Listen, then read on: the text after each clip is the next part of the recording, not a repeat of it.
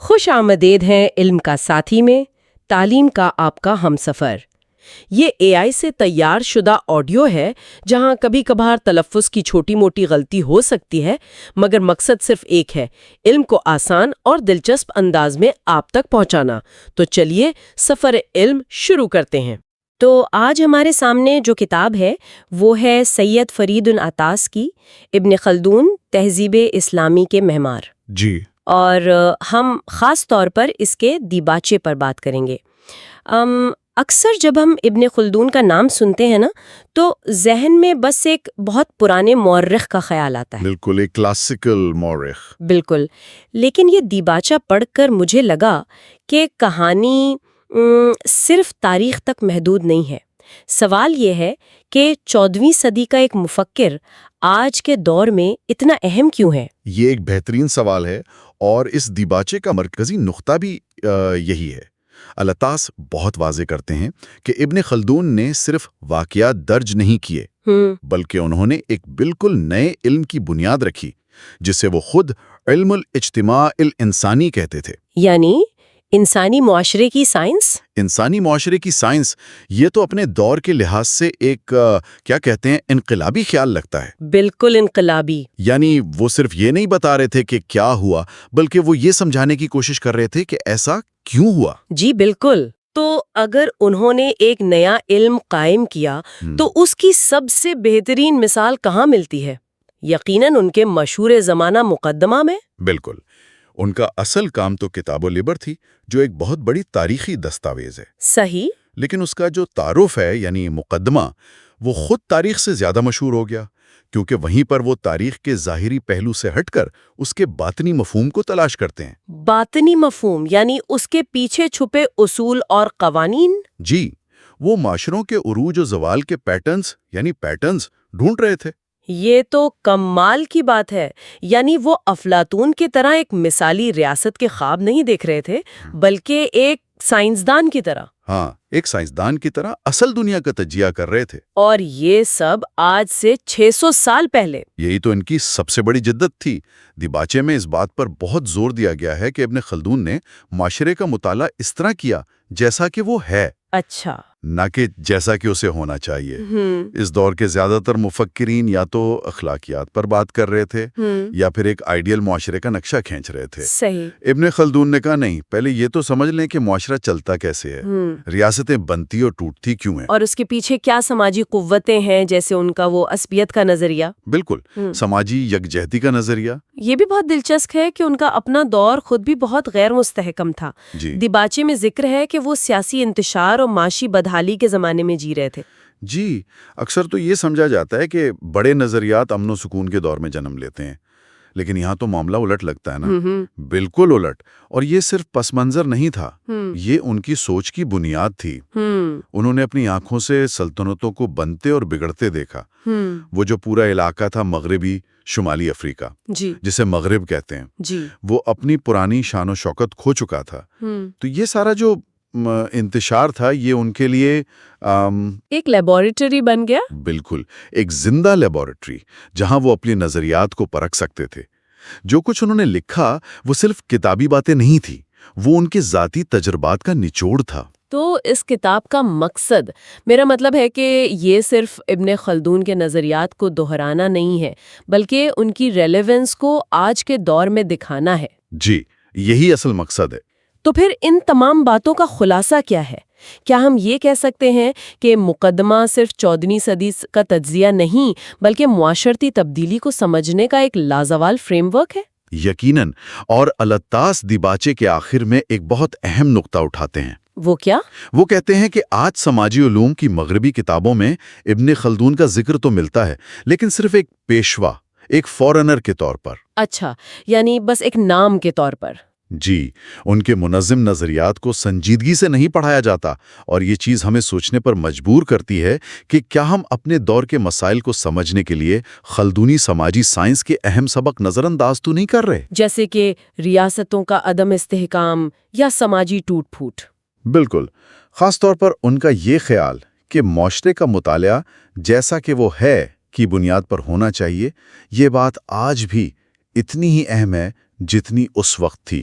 اگر pod cost سنتے سنتے آپ کا دماغ ہاں یار یہ تو کمال کا کانٹینٹ ہے کہہ رہا ہے تو بھائی پھر لائک ضرور کرو، شیئر کر دو دوستوں کے ساتھ، اور ہاں سبسکرائب کا بٹن دبانا مت بھولنا، ورنہ اگلی دفعہ یہ علم کا خزانہ مس بھی ہو سکتا ہے۔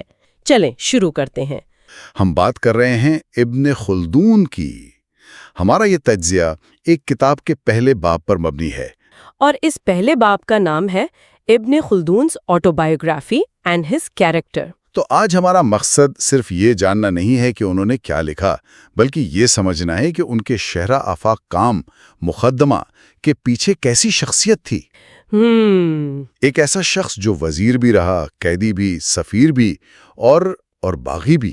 جی آخر ان کی زندگی کی اتھل پتھل نے تاریخ اور سماج کے بارے میں ان کی سوچ کو کیسے بدلا؟ دیکھیں، یہاں سب سے اہم بات یہ سمجھنی ہے کہ ابن خلدون کو صرف ایک مؤرخ سمجھنا وہ ایک بہت بڑی غلطی ہے۔ اچھا، انہیں جدید عمرانیات یعنی سوشیولوجی اور تاریخ کے فلسفے کا بانی مانا جاتا ہے، اور ان کے نظریات کوئی آسمان سے نہیں اترے۔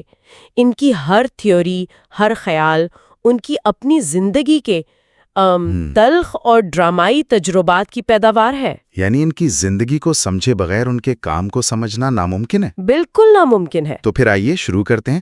کسی بھی شخصیت کو سمجھنے کے لیے اکثر ان کی جڑوں کو دیکھنا پڑتا ہے۔ ابن خلدون کہاں سے آئے تھے؟ ان کا خاندانی پس منظر ہمیں کیا بتاتا ہے؟ بالکل، اور یہ بہت اہم ہے۔ وہ بنو خلدون کے ایک بہت ہی معزز خاندان سے تھے، اصل میں یمن سے تھے، پھر اسپین کے شہر اشبیلیہ میں آ کر بسے، جو اس وقت اندلس کہلاتا تھا۔ وہاں ان کا خاندان سیاست اور علم دونوں میں بہت اونچا مقام رکھتا تھا، لیکن جب عیسائیوں نے اندلس پر دوبارہ قبضہ کرنا شروع کیا تو ان کے خاندان کو 13ویں صدی میں تیونس ہجرت کرنی پڑی۔ تو ان کی رگوں میں سیاست، علم اور ہجرت کا تجربہ دوڑ رہا تھا۔ جی بالکل۔ لیکن ماخذ میں ایک بہت ہی کیا کہتے ہیں دلچسپ بات لکھی ہے کہ وہ خود اپنے شجرہ نسب کی درستی پر شک کرتے تھے۔ یہ تھوڑی عجیب بات نہیں؟ یہی تو نکتہ ہے، یہی ابن خلدون کی شخصیت کی کنجی ہے۔ اچھا، وہ ہر چیز کو تنقیدی نظر سے دیکھتے تھے، یہاں تک کہ اپنے خاندان کی تاریخ کو بھی۔ انہوں نے حساب لگایا کہ اگر ان کے آبا و اجداد واقعی عرب فتوحات کے زمانے میں آئے تھے تو نسلوں کا فاصلہ اس سے کہیں زیادہ ہونا چاہیے جو بتایا جاتا ہے۔ تو یہ چھوٹی سی بات ان کی اس سائنسی سوچ کی پہلی جھلک ہے۔ بالکل، جس نے بعد میں انہیں تاریخ کے روایتی طریقوں کو چیلنج کرنے پر مجبور کیا۔ وہ سنی سنائی باتوں پر یقین نہیں کرتے تھے، چاہے وہ ان کے اپنے خاندان کے بارے میں ہی کیوں نہ ہو۔ جی تو یہ کہنا ٹھیک ہوگا کہ ان کے اندر ایک عالم اور ایک سیاستدان دونوں کی شخصیت پرورش پا رہی تھی۔ بالکل۔ ان کے والد نے تو سیاست چھوڑ دی تھی اور خود کو علم کے لیے وقف کر دیا تھا، لیکن ابن خلدون کے لیے یہ دونوں چیزیں لازم و ملزوم تھیں۔ ماخذ ان کی زندگی کو 3 حصوں میں تقسیم کرتا ہے۔ جی، جو سمجھنے میں بہت آسانی پیدا کرتا ہے۔ پہلے 20 سال بچپن اور تعلیم کے، اگلے 23 سال سیاست کے میدان میں دھکے کھانے اور مزید پڑھنے کے، اور پھر آخری 31 سال جب انہوں نے علم، تدریس اور قاضی کے فرائض کو اپنا اوڑھنا بچھونا بنا لیا۔ تو یہ ایک سفر ہے، ایک نوجوان طالب علم سے ایک شاطر سیاستدان اور پھر ایک عظیم مفکر بننے کا۔ تو آئیے اس سفر کے دوسرے یعنی سب سے ہنگامہ خیز دور کی بات کرتے ہیں۔ یہاں سے ان کی زندگی کسی رولر کوسٹر کی طرح لگتی ہے۔ ان کی پہلی نوکری کیا تھی؟ ان کی شروعات بہت ہی عام تھی۔ 14ویں صدی کی جو بدنام زمانہ طاعون کی وبا تھی، بلیک ڈیتھ، جی، اس میں ان کے والدین اور کئی اساتذہ کا انتقال ہو گیا۔ اس کے بعد 20 سال کی عمر میں انہوں نے تیونس کے حکمران کے ہاں صاحب العلامہ کی نوکری کر لی۔ صاحب العلامہ، یہ کیا عہدہ تھا؟ سننے میں تو بڑا لگتا ہے۔ سننے میں بڑا لگتا ہے، لیکن کام بہت معمولی تھا۔ ان کا کام صرف سرکاری کاغذات پر ایک مخصوص عبارت کی مہر لگانا تھا، جیسے الحمدللہ و شکر للہ۔ تو ایک ایسا شخص جس کے خاندان میں بڑے بڑے عہدیدار اور عالم گزرے ہوں، اسے سرکاری کاغذات پر مہر لگانے کا کام دیا گیا۔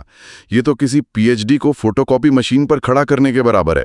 بالکل، اور یہی چیز ان کی بے چینی اور عزائم کو ظاہر کرتی ہے۔ وہ اس کام سے اتنی جلدی بیزار ہو گئے کہ انہوں نے یہ محفوظ نوکری چھوڑ دی اور فاس کے زیادہ خطرناک سیاسی میدان میں چھلانگ لگا دی۔ اور فاس میں ان کا استقبال کیسے ہوا؟ کیا وہاں انہیں علم حاصل کرنے کا موقع ملا؟ موقع تو ملا، لیکن سیاست کی قیمت پر۔ انہیں وہاں کے سلطان ابو عنان کی علمی مجلس میں جگہ مل گئی، جو اس وقت کے بڑے بڑے عالموں کا مرکز تھی۔ لیکن ابن خلدون صرف کتابوں تک محدود رہنے والے نہیں تھے۔ جی نہیں، وہ جلد ہی محلاتی سازشوں میں پھنس گئے۔ ان پر الزام لگا کہ وہ ایک موزول امیر کی خفیہ طور پر مدد کر رہے ہیں اور انہیں جیل میں ڈال دیا گیا۔ جیل؟ مطلب علمی مجلس سے سیدھا قید خانے میں؟ جی، تقریباً 2 سال وہ قید میں رہیں، اور یہاں سے ان کی زندگی کا وہ باب شروع ہوتا ہے جہاں وفاداریاں بدلنا ایک معمول بن جاتا ہے۔ مجھے ایک بات سمجھ نہیں آ رہی۔ انہیں ابھی سازش کے الزام میں 2 سال قید میں رکھا گیا تھا۔ کوئی بھی شخص باہر آتے ہی سیاست سے دور بھاگے گا۔ بالکل، لیکن وہ سیدھا واپس اسی دلدل میں کود گئے۔ آخر کیوں؟ شاید اقتدار کی کشش بہت زیادہ تھی۔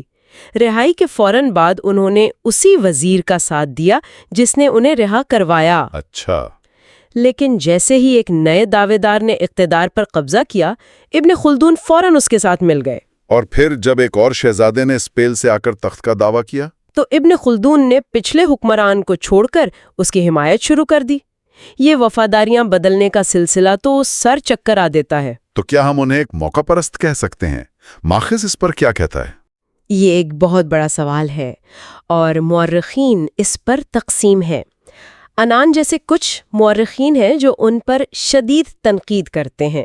وہ کہتے ہیں کہ ابن خلدون صرف فاتح کے ساتھ کھڑے ہوتے تھے اور انہوں نے ان لوگوں کو بھی دھوکہ دیا جنہوں نے ان پر احسان کیا تھا۔ یعنی وہ اپنے مقصد کے لیے کوئی بھی راستہ اپنانے کو تیار تھے؟ جی، ان کے مطابق۔ لیکن کیا ہم اسے صرف دور کے معمول کہہ کر نظر انداز کر سکتے ہیں؟ آخر انہوں نے ان لوگوں کو بھی چھوڑا جنہوں نے ان پر احسان کیا تھا۔ وزن تو ہے اس بات میں، لیکن طالبی جیسے دوسرے مورخین ایک مختلف زاویہ پیش کرتے ہیں۔ وہ کہتے ہیں کہ ہمیں ابن خلدون کو ان کے زمانے کے معیار پر پرکھنا چاہیے۔ 14ویں صدی کے شمالی افریقہ میں ریاست کا وہ جدید تصور نہیں تھا جو آج ہے۔ وفاداری کسی نظریے یا ملک سے نہیں بلکہ شخصیت سے ہوتی تھی۔ اچھا۔ اور جب وہ شخصیت کمزور پڑتی تو وفاداری بھی بدل جاتی۔ یعنی جب وہ ایک حکمران کو چھوڑ کر دوسرے کے ساتھ مل رہے تھے تو وہ صرف اپنی جان نہیں بچا رہے تھے بلکہ اپنے ذہن میں عصبیت کے کمزور ہونے کے اسباب پر نوٹس لے رہے تھے۔ بالکل، آپ نے بالکل صحیح پکڑا۔ وہ اپنی آنکھوں سے دیکھ رہے تھے کہ کیسے ذاتی مفادات گروہی یکجہتی کو توڑ دیتے ہیں۔ ہر غداری، ہر اتحاد جو انہوں نے دیکھا وہ مقدمہ کے لیے ایک کیس سٹڈی بن رہا تھا۔ تو یہ کتاب کسی لائبریری کی پرسکون خاموشی میں نہیں لکھی جا رہی تھی؟ نہیں، یہ اقتدار کے خونی کھیل کے بیچوں بیچ لکھی جا رہی تھی۔ تو قید، سازشیں اور مسلسل بھاگ دوڑ، اس سب کے بعد کوئی بھی شخص ہمت ہار جاتا۔ لیکن ابن خلدون کے لیے یہ صرف ایک باب کا خاتمہ تھا۔ اصل کہانی تو اب شروع ہونی تھی۔ جی، تقریباً 20 سال کی سیاسی کشمکش کے بعد وہ خود بھی تھک چکے تھے۔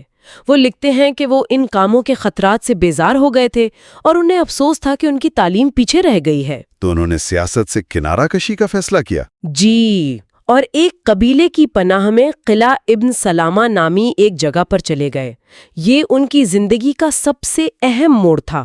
اور اسی تنہائی میں مقدمہ جیسی کتاب پیدا ہوئی۔ یہ کیسے ممکن ہوا کہ ایک عملی سیاستدان اچانک ایک عظیم مفکر بن گیا؟ یہی تو سب سے حیران کن بات ہے۔ وہ 4 سال اس قلعے میں رہے، اسی گوشہ نشینی میں انہوں نے اپنی پوری زندگی کے تجربات کا نچوڑ نکالا۔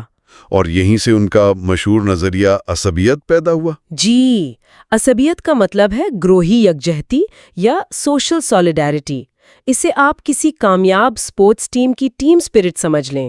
جب تک یہ مضبوط ہے، ٹیم جیتتی ہے۔ اور جیسے ہی کھلاڑی ایک دوسرے سے حسد کرنے لگیں یا ذاتی مفاد کو ترجیح دیں، ٹیم بکھر جاتی ہے۔ بالکل، ابن خلدون نے یہی اصول پوری کی پوری سلطنتوں پر لاگو کیا۔ انہوں نے دیکھا تھا کہ کیسے قبائل مضبوط عصبیت کی بنیاد پر متحد ہو کر سلطنتیں قائم کرتے ہیں اور پھر شہروں کی پرتعیش زندگی میں پڑ کر اپنی عصبیت کھو دیتے ہیں اور زوال کا شکار ہو جاتے ہیں۔ تو یہ کوئی فلسفہ نہیں تھا، یہ ان کی آنکھوں دیکھا حال تھا۔ جی، تو مقدمہ صرف تاریخ کی کتاب کا دیباچہ نہیں تھا، بلکہ ایک بالکل نیا علم تھا۔ بالکل۔ انہوں نے اسے علم العمران البشری کا نام دیا، یعنی انسانی سماجی تنظیم کا علم۔ یہ سوشیالوجی کی پہلی شکل تھی۔ لیکن وہ ہمیشہ اس قلعے میں نہیں رہے۔ ظاہر ہے اتنی بڑی تاریخ لکھنے کے لیے انہیں کتابوں کی ضرورت پڑی ہوگی۔ جی، اسی لیے وہ پہلے تونس گئے اور پھر 1382 میں قاہرہ چلے گئے۔ قاہرہ اس وقت اسلامی دنیا کا سب سے بڑا شہر تھا۔ وہ اس کی شان و شوکت دیکھ کر دنگ رہ گئے۔ انہوں نے لکھا تھا نا کہ میں نے دنیا کا دارالحکومت، کائنات کا باغ دیکھا۔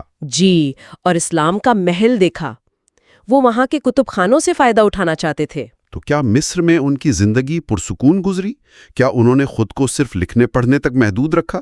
ابن خلدون اور پرسکون زندگی یہ ممکن ہی نہیں تھا۔ صحیح۔ مصر پہنچتے ہی ان کی علمی شہرت پھیل گئی اور سلطان نے انہیں مالکی فقہ کا سب سے بڑا قاضی مقرر کر دیا۔ لیکن یہاں بھی ان کی اصول پسندی آڑے آئی۔ انہوں نے بدعنوانی اور رشوت ستانی کے خلاف سخت اقدامات کیے، جس سے مصر کے طاقتور حلقے ان کے دشمن بن گئے۔ اور انہیں 6 بار سودے پر لگایا گیا اور 6 بار ہٹایا گیا۔ جی، اور اسی دوران ان پر ایک بہت بڑی ذاتی قیامت بھی ٹوٹی۔ جی، یہ ان کی زندگی کا سب سے بڑا سانحہ تھا۔ جب وہ مصر میں تھے تو انہوں نے اپنے خاندان کو تیونس سے بلوایا، لیکن جس بحری جہاز میں ان کی بیوی اور بچے سفر کر رہے تھے وہ اسکندریہ کے قریب طوفان میں ڈوب گیا۔ ان کا پورا خاندان ختم ہو گیا۔ جی، اس واقعے نے انہیں توڑ کر رکھ دیا۔ یہ تو ایک بہت بڑا ذاتی سانحہ ہے۔ ایک طرف وہ مصر میں اپنی جگہ بنانے کی کوشش کر رہے ہیں اور دوسری طرف ان کا پورا خاندان سمندر میں ڈوب جاتا ہے۔ واخنز میں اس پر تفصیل تو نہیں، لیکن اندازہ کیا جا سکتا ہے کہ اس نے دنیا کے بارے میں ان کے خیالات کو مزید پختہ کیا ہوگا کہ انسانی زندگی کتنی غیر یقینی ہے اور تاریخ کی بڑی طاقتوں کے سامنے فرد کتنا بے بس ہے۔ اچھا، یہ تو کہانی کا سب سے حیران کن موڑ ہے۔ مطلب 14ویں صدی کے 2 سب سے بڑے نام، ایک دنیا کا سب سے بڑا فاتح امیر تیمور اور دوسرا تاریخ کا سب سے بڑا نظریہ دان ابن خلدون، ایک ہی کمرے میں۔ یہ کیسے ہوا؟ یہ واقعہ 1400 کا ہے۔ تیمور نے شام پر حملہ کر دیا تھا اور دمشق کا محاصرہ کر لیا تھا۔ ابن خلدون اس وقت مصر کے سلطان کے ساتھ دمشق میں ہی موجود تھے۔ لیکن مصر کا سلطان تو واپس چلا گیا تھا۔ جی، اسے قاہرہ میں بغاوت کی خبر ملی اور وہ اپنی فوج لے کر راتوں رات واپس چلا گیا اور شہر کے لوگ تیمور کے رحم و کرم پر رہ گئے۔ اور ابن خلدون بھی شہر میں پھنس گئے۔ جی، شہر کے عمائدین نے فیصلہ کیا کہ تیمور سے امان طلب کی جائے۔ ابن خلدون کی شہرت تیمور تک پہنچ چکی تھی۔ اس نے ابن خلدون کو ملنے کا پیغام بھیجا۔ تو انہیں رسیوں کے ذریعے شہر کی فصیل سے نیچے اتارا گیا اور وہ تیمور کے خیمے میں پہنچے۔ کیا بات ہے! ان 2 لوگوں کے درمیان کیا بات ہوئی ہوگی؟ ایک وہ شخص جس نے تلوار کے زور پر سلطنتیں بنائیں اور دوسرا وہ جس نے قلم سے بتایا کہ سلطنتیں کیسے بنتی اور ٹوٹتی ہیں۔ ان کے درمیان تقریباً 35 دن تک روزانہ ملاقاتیں ہوتی رہیں۔ تیمور ان کے علم سے بے حد متاثر تھا۔ وہ ان سے شمالی افریقہ کے جغرافیہ، وہاں کے قبائل اور سلطنتوں کے بارے میں پوچھتا رہا۔ اور اس نے ابن خلدون سے کہا کہ وہ اس خطے کی پوری تاریخ لکھ کر دیں۔ جی، اور ابن خلدون نے چند ہی دنوں میں ایک مختصر تاریخ لکھ کر اسے پیش بھی کر دی۔ یہ ملاقات ان کے عملی اور نظریاتی علم کا کمال تھا۔ تو ان کی پوری زندگی کا جائزہ لینے کے بعد ان کی شخصیت پر جو الزامات لگائے جاتے ہیں ان میں کتنی حقیقت ہے؟ ان پر کئی سنگین الزامات لگائے گئے۔ ان کے ہم عصر مورخ ابن حجر نے ان پر جعلسازی اور بد اخلاقی کا الزام لگایا۔ اور جدید دور میں مصر کے مشہور ادیب طٰہٰ حسین نے کہا کہ وہ بہت خود پسند تھے اور ان میں حب الوطنی کی کمی تھی۔ جی، اور سب سے بڑا الزام یہ تھا کہ ان کے نظریات چوری شدہ ہیں، کہ انہوں نے یہ سب 10ویں صدی کی ایک خفیہ جماعت اخوان الصفا کے رسائل سے نقل کیا ہے۔ چوری کا الزام تو بہت سنگین ہے۔ کیا اس میں کوئی سچائی ہے؟ ماخذ اس الزام کو مسترد کرتا ہے۔ یہ درست ہے کہ کچھ موضوعات ملتے جلتے ہیں، لیکن ان کا طریقہ کار خالصتاً فلسفیانہ اور خیالی تھا، جبکہ ابن خلدون کا طریقہ کار تاریخی، حقیقی اور سائنسی تھا۔ انہوں نے واقعات اور مشاہدات کی بنیاد پر ایک نیا علم قائم کیا، محض فلسفیانہ بحث نہیں کی۔ بالکل، یہ ایسا ہی ہے جیسے کوئی کہے کہ آئنسٹائن نے نیوٹن کے نظریات چوری کیے، حالانکہ دونوں نے کائنات کو سمجھنے کے لیے بالکل مختلف ماڈل پیش کیے۔ اور ان کے کردار پر جو موقع پرستی کا الزام ہے، اس کا کیا نتیجہ نکالا جائے؟ اس کا جواب سادہ نہیں ہے۔ ان کی بدلتی وفاداریوں کو اس شفاف سیاسی ماحول میں زندہ رہنے کی حکمت عملی کہا جا سکتا ہے، لیکن ماخذ یہ امکان بھی ظاہر کرتا ہے کہ شاید ان کی شخصیت ہی ایسی تھی جسے سازشوں اور سیاسی جوڑ توڑ سے ایک قسم کی توانائی ملتی تھی۔ اچھا، اور شاید اسی وجہ سے انہیں ریاست کے کام کرنے کے طریقوں کی وہ گہری سمجھ حاصل ہوئی جو کسی لائبریری میں بیٹھ کر کتابیں پڑھنے سے کبھی نہیں مل سکتی تھی۔ وہ کوئی عام چیئر اسکالر نہیں تھے، وہ تاریخ کے طوفان کے عین مرکز میں کھڑے تھے۔ جی، تو آج کی اس گفتگو کا خلاصہ یہ ہے کہ ابن خلدون کی شخصیت میں تضادات تھے۔ وہ ایک ہی وقت میں ایک موقع پرست سیاستدان اور ایک اصول پرست عالم تھے۔ لیکن ان کا ہنگامہ خیز سیاسی کیریئر ان کے علمی کام سے الگ کوئی چیز نہیں تھا، بلکہ وہی اس کی بنیاد اور تجربہ گاہ تھا۔ انہوں نے اس تاریخ کو جیا جس کا بعد میں انہوں نے نظریہ پیش کیا۔ بالکل۔ اور آخر میں ایک سوال جو سوچنے پر مجبور کرتا ہے۔ ماخذ میں ذکر ہے کہ ابن خلدون نے 14ویں صدی کی طاعون کی وبا کو دنیا میں ایک بنیادی تبدیلی لانے والی طاقت کے طور پر دیکھا۔ انہوں نے لکھا کہ اس وبا نے تہذیب کو تہس نہس کر دیا اور گویا دنیا کی تخلیق نئے سرے سے ہوئی ہو۔ آج جب ہم خود تیز رفتار تبدیلیوں، وباؤں اور سیاسی عدم استحکام کے دور سے گزر رہے ہیں، تو ابن خلدون ہماری دنیا کا تجزیہ کیسے کرتے؟ وہ ہمارے معاشروں اور ریاستوں میں عروج و زوال کے کون سے نمونے دیکھتے؟ وہ ہماری عصبیت یعنی سماجی یکجہتی کے بارے میں کیا کہتے؟ یہ سوال شاید پہلے سے کہیں زیادہ اہم ہو گیا ہے۔ اس تفصیلی جائزے کا آغاز ہم کر رہے ہیں ماخذ کے دوسرے باب سے، جس کا عنوان ہے ابن خلدون اور معاشرے کی سائنس۔ یہ کہانی ہے 14ویں صدی کے ایک ایسے مفکر کی جو صرف تاریخ نہیں لکھ رہے تھے بلکہ وہ تاریخ لکھنے کے فن پر ہی سوال اٹھا رہے تھے۔ انہوں نے جب اپنے دور کی تاریخ کی کتابوں کو دیکھا تو انہیں اندازہ ہوا کہ وہ غلطیوں، مبالغہ آرائیوں اور کبھی کبھی تو صاف صاف جھوٹ سے بھری پڑی ہیں۔ یہ ایک بہت اہم نکتہ ہے۔ ابن خلدون کا مقصد صرف واقعات کی ایک لسٹ تیار کرنا نہیں تھا، جیسا کہ ان سے پہلے زیادہ تر مورخین کرتے تھے۔ وہ آپ کہہ سکتے ہیں کہ سطح سے نیچے جا کر ان اصولوں کو سمجھنا چاہتے تھے جو قوموں کے عروج و زوال کا سبب بنتے ہیں۔ اچھا، اسی لیے انہوں نے تاریخ کے 2 پہلوؤں میں فرق واضح کیا۔ ایک اس کا ظاہری پہلو جسے وہ ظاہر کہتے تھے، جو بس کہانیوں، جنگوں اور بادشاہوں کے قصوں پر مشتمل ہے۔ اور دوسرا پہلو؟ دوسرا اور ان کے نزدیک سب سے اہم پہلو اس کا باطنی مفہوم تھا، یعنی باطن۔ اس میں اس بات کا گہرا تجزیہ شامل تھا کہ کوئی واقعہ کیوں پیش آیا، اس کے اسباب کیا تھے اور معاشرے پر اس کے اثرات کیا ہوئے۔ ان کے لیے اصل تاریخ یہی باطن کی تلاش تھی۔ تو اگر ابن خلدون کا مقصد تاریخ کے باطن کو سمجھنا تھا تو ظاہر ہے انہیں اس وقت کے مورخین کے کام سے مسئلہ ہوا ہوگا۔ ان کے بنیادی اعتراضات کیا تھے؟ انہیں خاص طور پر چند باتوں پر سخت اعتراض تھا۔ سب سے پہلی چیز تھی اندھی تقلید، جسے وہ التقلید کہتے تھے، یعنی مورخین بغیر سوچے سمجھے، بغیر تنقیدی نظر ڈالے پرانی تحریروں کو بس نقل کرتے جا رہے تھے۔ وہ یہ نہیں دیکھتے تھے کہ جو بات لکھی جا رہی ہے وہ عقلی طور پر ممکن بھی ہے یا نہیں۔ یعنی ایک طرح سے تحقیق کا جذبہ ہی نہیں تھا، بس جو پہلے کسی نے لکھ دیا وہی حرف آخر ہے۔ بالکل۔ اور اسی سے دوسری بڑی خامی پیدا ہوتی تھی۔ سچی روایت میں گپ شپ اور من گھڑن کہانیاں شامل ہو جاتی تھی۔ جب آپ تحقیق نہیں کریں گے تو سچ اور جھوٹ میں فرق کیسے کریں گے؟ تیسرا نقطہ تنقیدی شعور کی کمی تھی۔ مورخین واقعات کے اسباب پر غور ہی نہیں کرتے تھے کہ ایسا کیوں ہوا، کیسے ہوا۔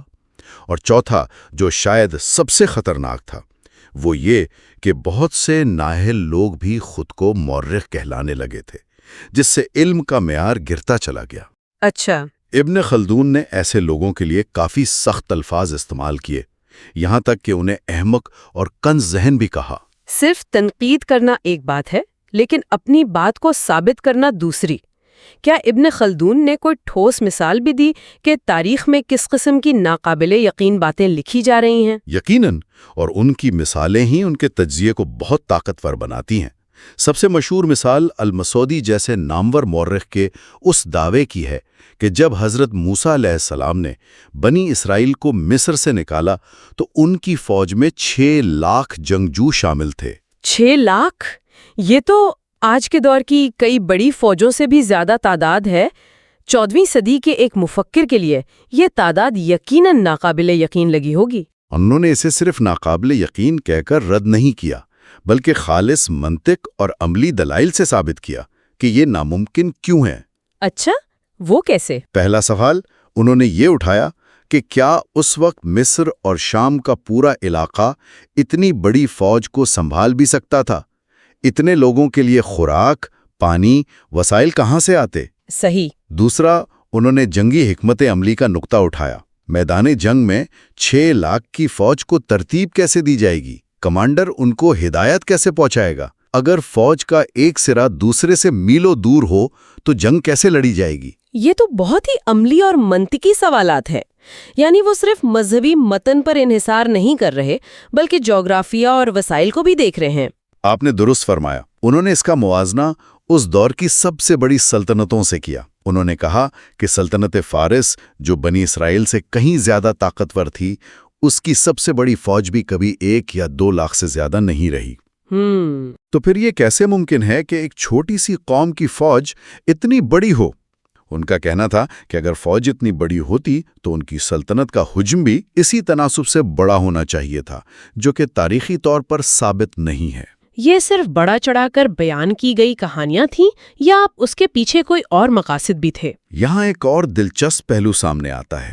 ابن خلدون نے صرف غیر حقیقی کہانیوں کی ہی نشاندہی نہیں کی، بلکہ سیاسی مقاصد کے لیے جان بوجھ کر گھڑے گئے جھوٹ کا بھی پردہ فاش کیا۔ اوہ اچھا۔ مثال کے طور پر عباسی خلفاء کے دور میں ان کے سیاسی حریفوں جیسے مصر کے فاطمیوں اور مراکش کے ادریسیوں کے نسب پر حملے کیے گئے۔ یہ کہانیاں پھیلائی گئیں کہ ان کا تعلق پیغمبر اسلام کے خاندان سے نہیں ہے، تاکہ ان کے حکومت کرنے کے جواز کو کمزور کیا جا سکے۔ یہ بات تو آج کے دور میں بھی بہت جانی پہچانی لگتی ہے۔ یعنی فیک نیوز اور سیاسی کردار کشی کوئی نیا ہتھیار نہیں، یہ صدیوں سے چلا آ رہا ہے۔ بلا شبہ ابن خلدون نے واضح کیا کہ یہ کہانیاں عباسیوں کے حامی مورخین نے اپنے آقاؤں کو خوش کرنے اور ان کے سیاسی فائدے کے لیے گھڑی تھیں۔ اس سے پتہ چلتا ہے کہ وہ اس بات سے بخوبی واقف تھے کہ تاریخ کو کس طرح سیاسی پروپیگنڈے کے طور پر استعمال کیا جا سکتا ہے۔ تو یہ تو مسائل کی ایک لمبی فہرست ہو گئی: اندھی تقلید، جھوٹی کہانیاں اور سیاسی پروپیگنڈا۔ اگر کوئی صرف یہیں تک بات کرتا تو اسے ایک اچھا نقاد کہہ کر شاید بھلا دیا جاتا، لیکن ابن خلدون نے اس کا کوئی حل بھی تو پیش کیا ہوگا۔ یقیناً، اور یہی چیز انہیں باقی تمام مورخین سے ممتاز کرتی ہے۔ انہوں نے صرف مسائل کی نشاندہی نہیں کی، بلکہ ان کے حل کے لیے ایک مکمل نیا علم وضع کیا، جسے وہ علم العمران یعنی انسانی تہذیب یا معاشرے کی سائنس کہتے ہیں۔ علم العمران یعنی معاشرے کی سائنس؟ جی، یہ صرف تاریخ لکھنے کے چند اصول نہیں تھے، بلکہ یہ ایک مکمل سماجی سائنس تھی، جس کا مقصد انسانی معاشرے کے کام کرنے کے انداز اور اس کے قوانین کو سمجھنا تھا۔ معاشرے کے قوانین؟ یہ تو بہت جدید تصور لگتا ہے، جیسے فزکس کے قوانین ہوتے ہیں۔ جی، ان کا بنیادی خیال یہی تھا۔ وہ کہتے تھے کہ جس طرح فطری دنیا کے کچھ اصول ہوتے ہیں، اسی طرح انسانی معاشروں کے بھی اپنے اصول اور قوانین ہوتے ہیں۔ ہر واقعے کی ایک فطرت ہوتی ہے۔ اگر ہم معاشرے کی اس فطرت اور اس کے قوانین کو سمجھ جائیں تو ہم کسی بھی تاریخی روایت کو پرکھ سکتے ہیں۔ بالکل، ہم منطقی طور پر یہ فیصلہ کر سکتے ہیں کہ کوئی بیان کردہ واقعہ ممکن بھی ہے یا ناممکن۔ تو یہ ایک طرح کا لٹمس ٹیسٹ بن گیا تاریخی روایات کے لیے۔ اس نئے علم یعنی علم العمران کا مرکزی خیال کیا تھا؟ وہ کون سا بنیادی قانون تھا جس پر انہوں نے اپنی پوری تھیوری کی بنیاد رکھی؟ وہ مرکزی خیال ایک تصور ہے جسے ابن خلدون عصبیت کہتے ہیں۔ اس کا کوئی ایک لفظی ترجمہ مشکل ہے، لیکن اسے گروہی یکجہتی، سماجی اتحاد یا اجتماعی شعور کہا جا سکتا ہے۔ یہ وہ اندرونی طاقت ہے، وہ سماجی گوند ہے جو ایک گروہ کے افراد کو آپس میں جوڑتی ہے اور انہیں مشترکہ مقاصد کے لیے متحد ہو کر جدوجہد کرنے پر اکساتی ہے۔ اور ان کے نزدیک اس عصبیت یا گروہی یکجہتی کی سب سے مضبوط بنیاد کیا تھی؟ ان کے مطابق اس کی سب سے فطری اور طاقتور بنیاد خون کا رشتہ اور مشترکہ نسب ہے۔ جب لوگوں میں یہ احساس ہوتا ہے کہ وہ ایک ہی خاندان یا قبیلے سے ہیں، تو ان میں ایک دوسرے کی حفاظت اور قربانی کا جذبہ قدرتی طور پر پیدا ہوتا ہے۔ اسی تصور کو واضح کرنے کے لیے انہوں نے 2 قسم کے معاشروں کا موازنہ کیا: خانہ بدوش یعنی بدوی اور شہری یعنی حضری۔ یہ موازنہ بہت دلچسپ ہے۔ ان دونوں میں عصبیت کیسے مختلف ہوتی ہے؟ خانہ بدوش لوگ جو صحراؤں اور دیہاتی علاقوں میں رہتے ہیں، سخت اور مشکل حالات میں زندگی گزارتے ہیں۔ انہیں اپنی بقا کے لیے ہر وقت ایک دوسرے کے سہارے کی ضرورت ہوتی ہے۔ اس مسلسل جدوجہد کی وجہ سے ان میں عصبیت بہت مضبوط ہوتی ہے۔ وہ زیادہ بہادر، خود انحصار اور متحد ہوتے ہیں۔ اچھا، اور شہروں میں؟ اس کے برعکس شہری زندگی میں آسائشیں، سہولیات اور قانون کا تحفظ ہوتا ہے۔ لوگ انفرادی زندگی گزارنے لگتے ہیں، ان کا ایک دوسرے پر انحصار کم ہو جاتا ہے اور ریاست ان کے دفاع کی ذمہ داری لے لیتی ہے۔ تو اس آرام اور عیش و عشرت کی وجہ سے ان کی عصبیت کمزور پڑ جاتی ہے۔ تو اس کا مطلب یہ ہوا کہ عصبیت کوئی مستقل چیز نہیں، بلکہ یہ حالات کے ساتھ مضبوط یا کمزور ہوتی رہتی ہے۔ اور مجھے لگتا ہے کہ یہی تصور ان کے سب سے مشہور نظریے کی بنیاد بنتا ہے، ریاستوں اور سلطنتوں کے عروج و زوال کا چکر۔ آپ بالکل صحیح سمت میں سوچ رہی ہیں۔ ابن خلدون کے مطابق تاریخ سیدھی لکیر میں سفر نہیں کرتی، بلکہ ایک دائرے میں گھومتی ہے۔ ریاستوں کی زندگی ایک ایسے چکر کی مانند ہے جو بار بار دہرایا جاتا ہے، اور اس پورے چکر کی محرک یہی عصبیت ہے، اور یہ چکر عموماً 4 نسلوں پر محیط ہوتا ہے۔ آئیے اس کا چکر سمجھتے ہیں۔ پہلی نسل سے آغاز کرتے ہیں۔ پہلی نسل بانیوں کی نسل ہوتی ہے۔ یہ وہی خانہ بدوش یا دیہی گروہ ہے جس میں مضبوط عصبیت ہے۔ وہ سخت جان، بہادر اور متحد ہوتے ہیں۔ اسی عصبیت کے بلبوتے پر وہ کسی پرانی، کمزور اور عیش کی شکار شہری سلطنت کو شکست دیتے ہیں اور اپنی حکومت قائم کرتے ہیں۔ یہ تو بانیوں کی کلاسک کہانی ہے۔ پھر آتی ہے دوسری نسل۔ تیسری نسل اپنے باپ دادا سے حکمرانی کے اصول سیکھتی ہے، لیکن ان میں وہ عملی تجربہ اور وہ سختی نہیں ہوتی جو بانیوں نے جھیلی تھی۔ وہ وراثت میں ملی طاقت کو قائم تو رکھتے ہیں، لیکن ان میں وہ ابتدائی جوش و خروش کم ہونے لگتا ہے۔ تو خرابی کہاں سے شروع ہوتی ہے؟ کیا تیسری نسل میں؟ بالکل، تیسری نسل وہ نازک موڑ ہے جہاں سے سلطنت کا زوال اصل میں شروع ہوتا ہے۔ یہ نسل سلطنت کے عروج کے دور میں پیدا ہوتی ہے اور یہ سمجھتی ہے کہ حکمرانی ان کا پیدائشی حق ہے۔ وہ صرف اپنے آباء و اجداد کی تقلید کرتے ہیں، لیکن ان کی خوبیوں سے عاری ہوتے ہیں۔ وہ عیش و عشرت، بڑی بڑی عمارتیں تعمیر کروانے اور شاہانہ طرز زندگی میں ڈوب جاتے ہیں۔ اور ان کی عصبیت کمزور پڑنے لگتی ہے۔ تیزی سے محنت اور جد و جہد کی جگہ آرام طلبی لے لیتی ہے۔ اور آخر میں چوتھی نسل آتی ہے جو غالباً اس کہانی کا اختتام کرتی ہے۔ چوتھی نسل سلطنت کی تباہی کا باعث بنتی ہے۔ یہ لوگ اپنے آباء و اجداد کی تمام خوبیاں مکمل طور پر کھو چکے ہوتے ہیں۔ وہ یہ سمجھتے ہیں کہ عزت صرف نسب کی وجہ سے ہے، ذاتی قابلیت یا محنت سے نہیں۔ ان کی عصبیت تقریباً ختم ہو چکی ہوتی ہے۔ وہ ریاست کے دفاع کے لیے بھی دوسروں پر، جیسے بھاڑے کے فوجیوں پر انحصار کرنے لگتے ہیں۔ اور پھر تاریخ خود کو دہراتی ہے۔ بالکل۔ تب کوئی دوسرا نیا گروہ ہو جو صحرا سے یا کسی دور دراز علاقے سے آتا ہے، جس میں وہی ابتدائی مضبوط عصبیت ہوتی ہے، وہ اس کمزور سلطنت پر حملہ آور ہوتا ہے اور آسانی سے اس کی جگہ لے لیتا ہے۔ اور پھر وہی چکر ایک نئے خاندان کے ساتھ دوبارہ شروع ہو جاتا ہے۔ ابن خلدون کے نزدیک یہ عمل اتنا ہی فطری ہے جتنا کسی انسان کا بچپن، جوانی اور بڑھاپا۔ تو اس سب کا مطلب کیا ہے؟ ابن خلدون نے آج سے تقریباً 700 سال پہلے معاشرتی تبدیلی کے وہ قوانین بیان کیے جو آج بھی حیران کن حد تک متعلقہ محسوس ہوتے ہیں۔ انہوں نے تاریخ کو صرف بادشاہوں اور جنگوں کی کہانیوں کے مجموعے سے نکال کر ایک باقاعدہ سائنس کا درجہ دیا۔ انہوں نے ہمیں سکھایا کہ تاریخ صرف یہ جاننا نہیں کہ کیا ہوا، بلکہ یہ سمجھنا ہے کہ کیوں ہوا۔ انہوں نے واقعات کے پیچھے چھپے سماجی اور معاشی عوامل کو بے نقاب کیا، اور ان کا کام آج ہمارے لیے ایک بہت اہم سوال چھوڑ جاتا ہے۔ کیا عصبیت کا تصور آج بھی ہمارے معاشروں پر لاگو ہوتا ہے؟ یہ ایک بہت گہرا سوال ہے۔ آج کے دور میں جہاں ریاستیں قبیلوں پر نہیں بلکہ قومیت یا نظریات پر بنتی ہیں، کیا وہاں بھی عصبیت کام کرتی ہے؟ کیوں نہیں؟ شاید اس کی شکل بدل گئی ہو۔ کیا ہم سیاسی جماعتوں، کاروباری اداروں یا سماجی تحریکوں کے عروج و زوال میں ابن خلدون کے اس نظریے کی جھلک نہیں دیکھ سکتے؟ ایک چھوٹا سا سٹارٹ اپ سوچیں جو چند پرجوش اور محنتی دوستوں نے شروع کیا۔ ان میں مضبوط عصبیت ہوتی ہے، وہ دن رات کام کرتے ہیں اور کامیاب ہو جاتے ہیں۔ پھر کمپنی بڑی ہو جاتی ہے، دفاتر شاہانہ ہو جاتے ہیں اور بانیوں کی تیسری یا چوتھی نسل انتظامیہ میں آتی ہے جو صرف منافع اور مراد میں دلچسپی رکھتی ہے۔ محنتی گروہ کا اقتدار میں آنا، کامیابی حاصل کرنا اور پھر وقت کے ساتھ عیش و عشرت کا شکار ہو کر زوال پذیر ہو جانا۔ کیا یہ انسانی تنظیموں کی ایک لازوال کہانی ہے، چاہے وہ 14ویں صدی کی سلطنت ہو یا 21ویں صدی کی کوئی کمپنی؟ یہ وہ سوال ہے جس پر غور و فکر کی ضرورت ہے۔ ہمارے ماخذ کا آغاز ہوتا ہے باب 3 سے، جس کا عنوان ہے ابن خلدون کے تعلیم اور علم پر نظریات، اور وہ بات شروع کرتے ہیں اس سب سے بنیادی سوال سے کہ انسان کو جانوروں سے الگ کیا چیز کرتی ہے؟ جواب ہے سوچنے کی صلاحیت۔ لیکن وہ اسے صرف سوچ کہہ کر نہیں چھوڑ دیتے، بلکہ اس کے 3 الگ الگ درجے بتاتے ہیں۔ جی، یہ ایک بہت دلچسپ فریم ورک ہے۔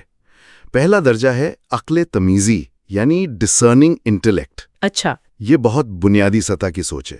یہ سمجھنے کی صلاحیت کہ آگ جلاتی ہے یا یہ کھانا میرے لیے اچھا ہے اور وہ زہریلا۔ بقا کے لیے ضروری ہے۔ بالکل ٹھیک ہے، یہ تو جانوروں میں بھی کسی حد تک ہوتی ہے۔ اس کے بعد کیا ہے؟ دوسرا درجہ ہے عقل تجربی، یعنی ایکسپیریمنٹل انٹلیکٹ۔ یہ سماجی ذہانت ہے۔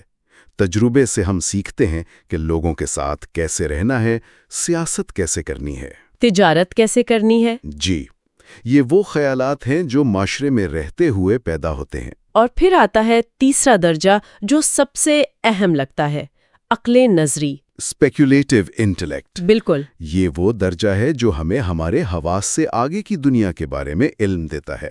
یہ ہمیں وجود، کائنات اور خود ہماری ذات کے بارے میں سوچنے کے قابل بناتا ہے۔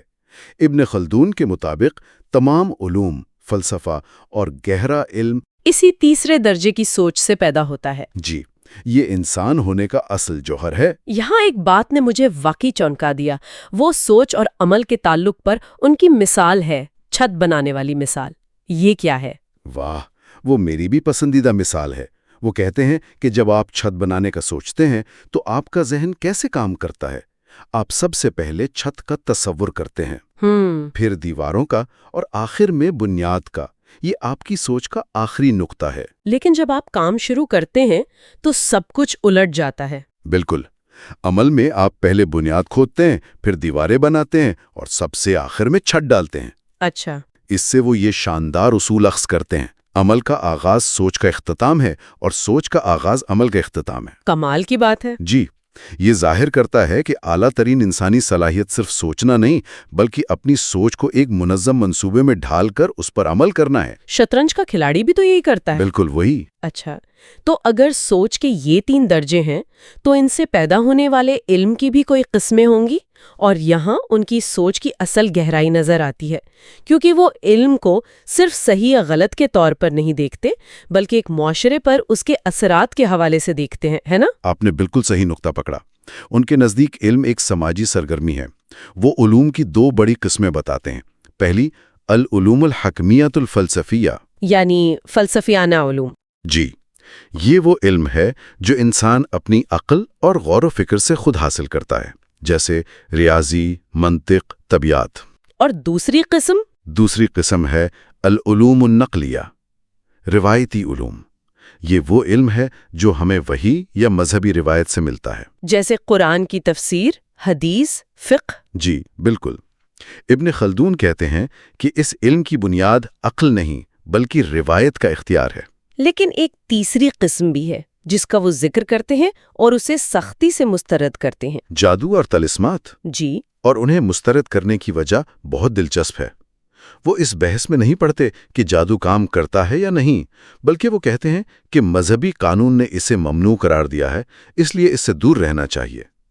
لیکن ایک اور علم ہے جس کے بارے میں ان کا رویہ خالصتاً سماجی ہے، علم نجوم یعنی ایسٹرالوجی۔ ہاں، یہ بہت دلچسپ ہے۔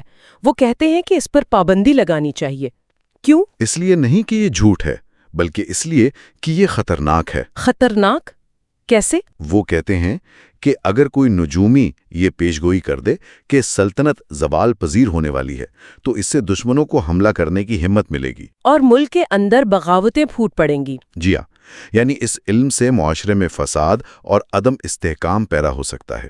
یہ ایک مورخ یا عالم کا نہیں بلکہ ایک ماہر عمرانیات کا تجزیہ ہے جس کی اولین ترجیح سماجی استحکام ہے۔ اور یہی سماجی زاویہ ہمیں ان کے اگلے بڑے ہدف کی طرف لے جاتا ہے، فلسفہ، کیونکہ ان کے نزدیک فلسفیوں کی قیاس آرائیاں بھی معاشرے کے لیے اتنی ہی خطرناک ہو سکتی تھیں۔ بالکل، انہوں نے فلسفیوں پر بہت سخت تنقید کی۔ ان کا بنیادی اعتراض یہ تھا کہ فلسفی یہ سمجھتے ہیں کہ وہ صرف اپنی عقل اور منطق کے بلبوتے پر کائنات کے ہر راز کو جان سکتے ہیں، یہاں تک کہ ان چیزوں کو بھی جو ہمارے حواس کی پہنچ سے باہر ہیں، جیسے روح یا خدا کی ذات۔ جی۔ لیکن کیا اس کا مطلب یہ ہے کہ وہ لاجک یعنی منطق کے خلاف تھے؟ یہ تو عجیب بات لگتی ہے۔ نہیں، یہ ایک بہت اہم نکتہ ہے۔ وہ منطق کے خلاف نہیں تھے بلکہ اس کے غلط استعمال کے خلاف تھے۔ اچھا۔ وہ منطق کو ایک بہترین ذہنی ورزش سمجھتے تھے، ایک ایسا اوزار جو ہماری سوچ کو تیز اور منظم کرتا ہے۔ لیکن ان کا کہنا تھا کہ ہر اوزار ہر کام کے لیے نہیں ہوتا۔ آپ ایک آری سے پیچ نہیں کر سکتے۔ تو ان کے نزدیک منطق کی حدود کیا تھیں؟ ان کا کہنا تھا کہ منطق کا دائرہ طبعی اور حسی دنیا تک محدود ہے۔ آپ اسے تاریخ کے مطالعے میں استعمال کر سکتے ہیں، شواہد کو پرکھ سکتے ہیں، لیکن جب آپ اسے ماواد الطبیعات یعنی میٹا فزکس پر لاگو کرنے کی کوشش کرتے ہیں جہاں کوئی حسی ثبوت موجود نہیں، تو آپ صرف قیاس آرائیاں کر رہے ہوتے ہیں۔ اور ان قیاس آرائیوں کو یقینی علم سمجھنا سب سے بڑی غلطی ہے۔ بالکل، وہ افلاطون کا قول بھی نقل کرتے ہیں کہ الہیات کے بارے میں یقین سے کچھ نہیں کہا جا سکتا۔ تو ان کا مسئلہ یہ تھا کہ فلسفی اپنی حدود سے تجاوز کر رہے تھے؟ جی، اور اس سے بھی بڑھ کر ان کے نزدیک یہ بے فائدہ قیاس آرائیاں لوگوں کو مذہب سے دور کر کے معاشرے کے اخلاقی بنیادوں کو کمزور کر سکتی تھیں۔ ایک بار پھر ان کی فکر کا محور سماجی استحکام تھا۔ تو ان کا مسئلہ خالصتاً قیاس آرائی پر مبنی سوچ سے تھا جو حسی تجربے سے ماورا ہو۔ یہ بات تو ان کی تصوف پر تنقید کی بنیاد بھی لگتی ہے۔ کیا یہی تعلق ہے؟ آپ نے دونوں کو بالکل درست جوڑا ہے۔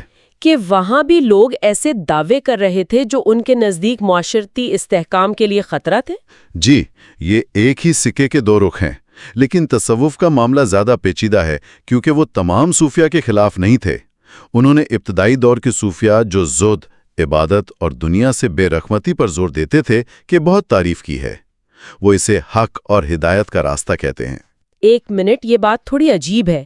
وہ ایک طرف تو ابتدائی صوفیہ کی تعریف کر رہے ہیں اور دوسری طرف بعد کے صوفیہ کے خلاف فتویٰ دے رہے ہیں کہ ان کی کتابیں جلا دو۔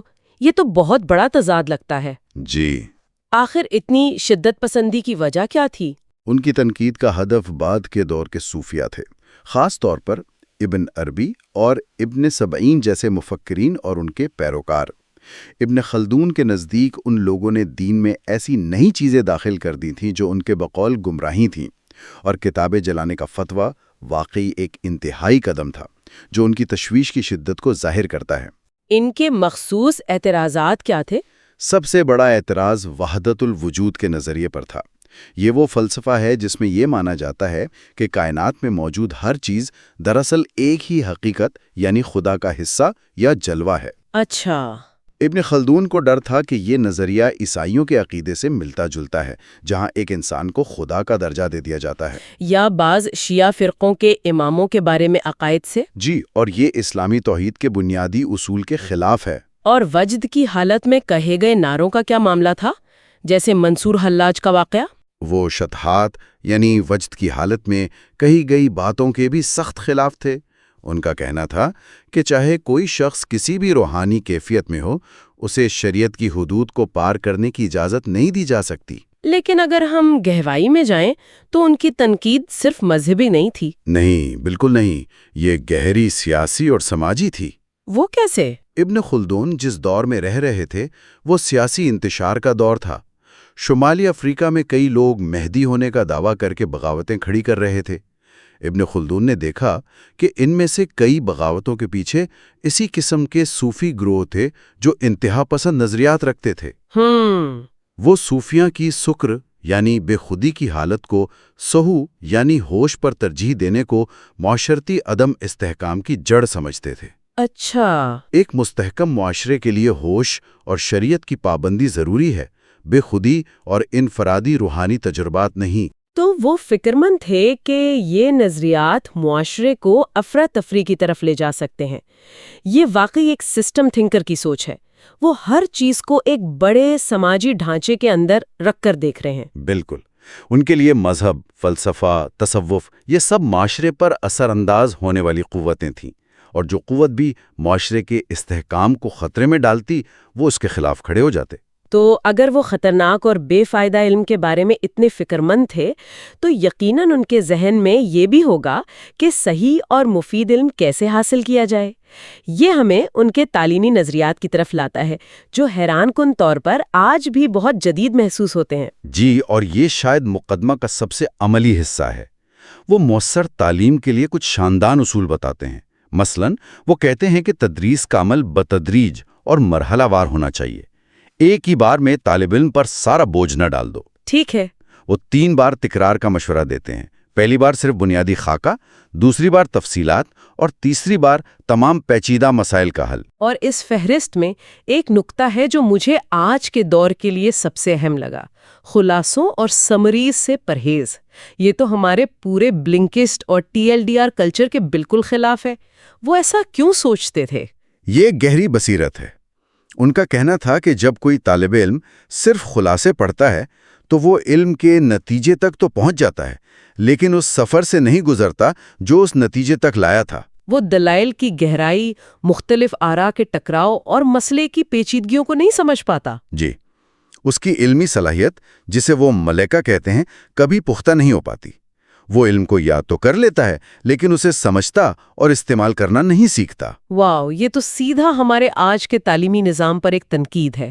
اور ان کا ایک اور نقطہ بھی بہت طاقتور ہے کہ بہت زیادہ کتابیں پڑھانا بھی نقصان دہ ہو سکتا ہے۔ جی، وہ کہتے ہیں کہ طالب علم پر کتابوں کا انبار لگا دینا اسے الجھا دیتا ہے۔ وہ کسی ایک کتاب پر بھی پوری طرح مہارت حاصل نہیں کر پاتا۔ صحیح۔ بہتر ہے کہ ایک مضمون میں ایک بنیادی کتاب کو اچھی طرح پڑھایا جائے، بجائے اس کے کہ درجنوں کتابوں کے درمیان اسے بھٹکا دیا جائے۔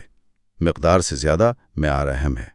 اور طلباء کے ساتھ سلوک کے بارے میں بھی ان کے خیالات بہت ترقی پسند تھے۔ بے حد۔ وہ سختی سے کہتے ہیں کہ طلباء کو، خاص طور پر چھوٹے بچوں کو، سخت جسمانی سزا نہیں دینی چاہیے۔ ان کا نفسیاتی تجزیہ کمال کا ہے۔ وہ کہتے ہیں کہ مار پیٹ سے بچہ ڈرپوک، جھوٹا اور مکار بن جاتا ہے، اس کا حوصلہ ٹوٹ جاتا ہے اور اس کی شخصیت کی نشوونما رک جاتی ہے۔ جی۔ وہ سیکھنے کے عمل کو خوف کے بجائے خوشی سے جوڑنا چاہتے تھے۔ اور آخر میں وہ علم کے لیے سفر کرنے اور مختلف اساتذہ سے ملنے پر بہت زور دیتے ہیں۔ جی، ان کے نزدیک یہ علم کو پختہ کرنے کا سب سے بہترین طریقہ ہے۔ جب آپ مختلف اساتذہ سے ملتے ہیں، ان کے پڑھانے کے طریقے دیکھتے ہیں، ان سے بحث کرتے ہیں، تو آپ کی سوچ کے نئے دروازے کھلتے ہیں۔ آپ کو احساس ہوتا ہے کہ علم کسی ایک شخص یا کتاب تک محدود نہیں ہے۔ بالکل، یہ ذاتی رابطہ اور براہ راست سیکھنا ان کے نزدیک کتابوں سے کہیں زیادہ اہم تھا۔ تو آج کی اس گفتگو کو سمیٹتے ہوئے یہ کہنا غلط نہیں ہوگا کہ ابن خلدون صرف ایک مورخ نہیں تھے جو ماضی کے قصے سنا رہے ہوں۔ وہ ایک ایسے مفکر تھے جو علم، معاشرے اور طاقت کے باہمی تعلق کو سمجھ رہے تھے۔ بالکل، وہ ایک سسٹم تھنکر تھے۔ وہ یہ دیکھ رہے تھے کہ ایک معاشرے میں پڑھائے جانے والے مضامین، فلسفے پر ہونے والی بحثیں اور صوفیہ کے حلقوں میں پنپنے والے نظریات، یہ سب مل کر اس معاشرے کی تقدیر لکھتے ہیں۔ ان کا ہر تجزیہ اسی بڑے سماجی اور سیاسی فریم ورک سے جڑا ہوا تھا، جس کا مقصد تہذیبوں کے عروج و زوال کے قوانین کو سمجھنا تھا۔ جی، آخر میں اپنے سننے والوں کے لیے ایک سوچنے کے لیے سوال چھوڑ جاتے ہیں۔ ابن خلدون نے خلاصوں اور مختصر کتابچوں کے استعمال پر شدید تنقید کی تھی کہ یہ سیکھنے کی صلاحیت کو تباہ کر دیتے ہیں۔ ہمارے آج کے دور میں جہاں ہم Twitter threads, YouTube summaries, AI سے تیار کردہ رپورٹس اور TLDR یعنی ٹو لانگ ڈیڈنٹ ریڈ کے کلچر میں ڈوبے ہوئے ہیں، ابن خلدون ہمارے بارے میں کیا سوچتے؟ کیا ہم علم حاصل کرنے کے شارٹ کٹس کے تلاش میں نادانستہ طور پر اپنی سوچنے کی گہری صلاحیت کو ہی ختم کر رہے ہیں؟ بالکل اسی طرح جس سیکھنے کے عمل کے بگاڑ سے انہوں نے 7 صدیوں پہلے خبردار کیا تھا۔ ہمارے سامنے جو متن ہے اس کا باب 4 ہے، عنوان ہے ابن خلدون کا استقبال، اور یہ اسی معاملے پر روشنی ڈالتا ہے۔ تو ہمارا مقصد 3 سوالوں کے جواب تلاش کرنا ہے۔ اول، ان کے اپنے دور میں ان کے کام کو کیسا رد عمل ملا؟ دوم، یورپ نے انہیں کیسے اور کیوں دریافت کیا؟ اور سب سے اہم سوال، آخر وہ آج بھی جدید سماجی علوم کی کتابوں میں مارکس، ویبر اور درخائم کے شانہ بشانہ کیوں نہیں کھڑے؟ اور دیکھیں، ان سوالوں کے جواب کے لیے ہم اپنی گفتگو کو 3 حصوں میں تقسیم کریں گے۔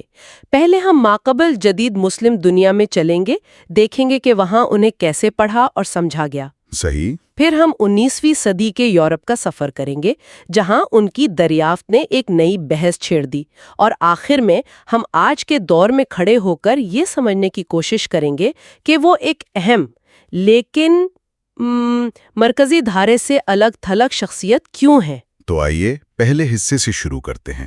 ایک عام خیال یہ ہے کہ ابن خلدون کو کسی نے نہیں پوچھا، جب تک کہ یورپیوں نے آ کر انہیں الماری سے نہیں نکالا، لیکن متن کہتا ہے کہ یہ آدھا سچ ہے۔ ان کے شاگرد اور پیروکار تو تھے، لیکن کوئی باقاعدہ خلدونی مکتبہ فکر قائم نہیں ہو سکا۔ ایسا کیوں ہوا؟ اس کی ایک وجہ بہت دلچسپ ہے اور شاید تھوڑی متنازع بھی، اور اس کا تعلق ہے مصر سے۔ ابن خلدون نے اپنی زندگی کا ایک بڑا حصہ قاہرہ میں گزارا، لیکن مصریوں کے بارے میں ان کے خیالات کچھ زیادہ ہمدردانہ نہیں تھے۔ اچھا؟ جی، متن میں ان کا ایک مشہور اقتباس ہے جس میں وہ کہتے ہیں کہ مصریوں پر خوشی، ہلکا پن اور مستقبل سے لاپرواہی غالب ہے۔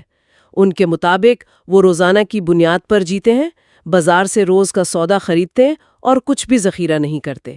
یعنی وہ لمحہ موجود میں جینے والے لوگ تھے، کارپے ڈیم کے فلسفے پر عمل پیرا، لیکن ابن خلدون اسے ایک خوبی کے طور پر نہیں دیکھ رہے تھے؟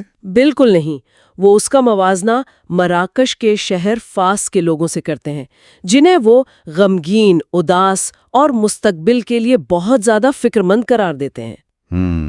وہ ایک مثال دیتے ہیں کہ فاس کا ایک باشندہ جس کے گودام میں سالوں کا غلہ پڑا ہو، وہ بھی صبح سویرے بازار بھاگتا ہے تاکہ اپنے دن کا راشن خرید سکے۔ اسے اپنا ذخیرہ شدہ کھانا استعمال کرتے ہوئے ڈر لگتا ہے۔ یہ تو صرف تاریخ نویسی نہیں ہے، وہ تو پورے معاشرے کی نفسیات کا تجزیہ کر رہے ہیں اور اسے جغرافیہ اور معیشت سے جوڑ رہے ہیں۔ یہ 14ویں صدی کے لحاظ سے ایک ناقابل یقین حد تک جدید سوچ ہے۔ جی بالکل۔ لیکن ظاہر ہے جب انہوں نے مصریوں کے بارے میں یہ لکھا ہوگا تو وہاں کے علماء اور دانشوروں کو یہ بات کچھ خاص پسند نہیں آئی ہوگی۔ یقیناً نہیں۔ متن کا مصنف یہی اشارہ کرتا ہے کہ اس قسم کے بے لاگ اور قدر سخت تجزیے نے مقامی علمی حلقوں میں ان کے خلاف ایک طرح کی مزاحمت پیدا کی ہوگی۔ صحیح۔ جب آپ کسی معاشرے کے بارے میں اتنی دو ٹوک رائے دیتے ہیں تو وہ معاشرہ آپ کے نظریات کو اپنانے میں ہچکچاہٹ محسوس کر سکتا ہے، چاہے وہ کتنے ہی گہرے کیوں نہ ہوں۔ تو اس کا مطلب ہے کہ ذاتی آراء اور سماجی مشاہدات نے ان کی علمی میراث کو براہ راست متاثر کیا، لیکن کیا سبھی ان کے خلاف تھے؟ مت میں ان کے ناقدین اور مداحوں دونوں کا ذکر ہوگا۔ جی ہاں، اور دونوں ہی اپنے اپنے شعبوں کے بڑے نام تھے۔ ایک طرف ان کے سب سے بڑے ناقدین میں سے ایک تھے الحافظ ابن حجر عسقلانی۔ وہ خود ایک بہت بڑے مورخ اور حدیث کے امام تھے۔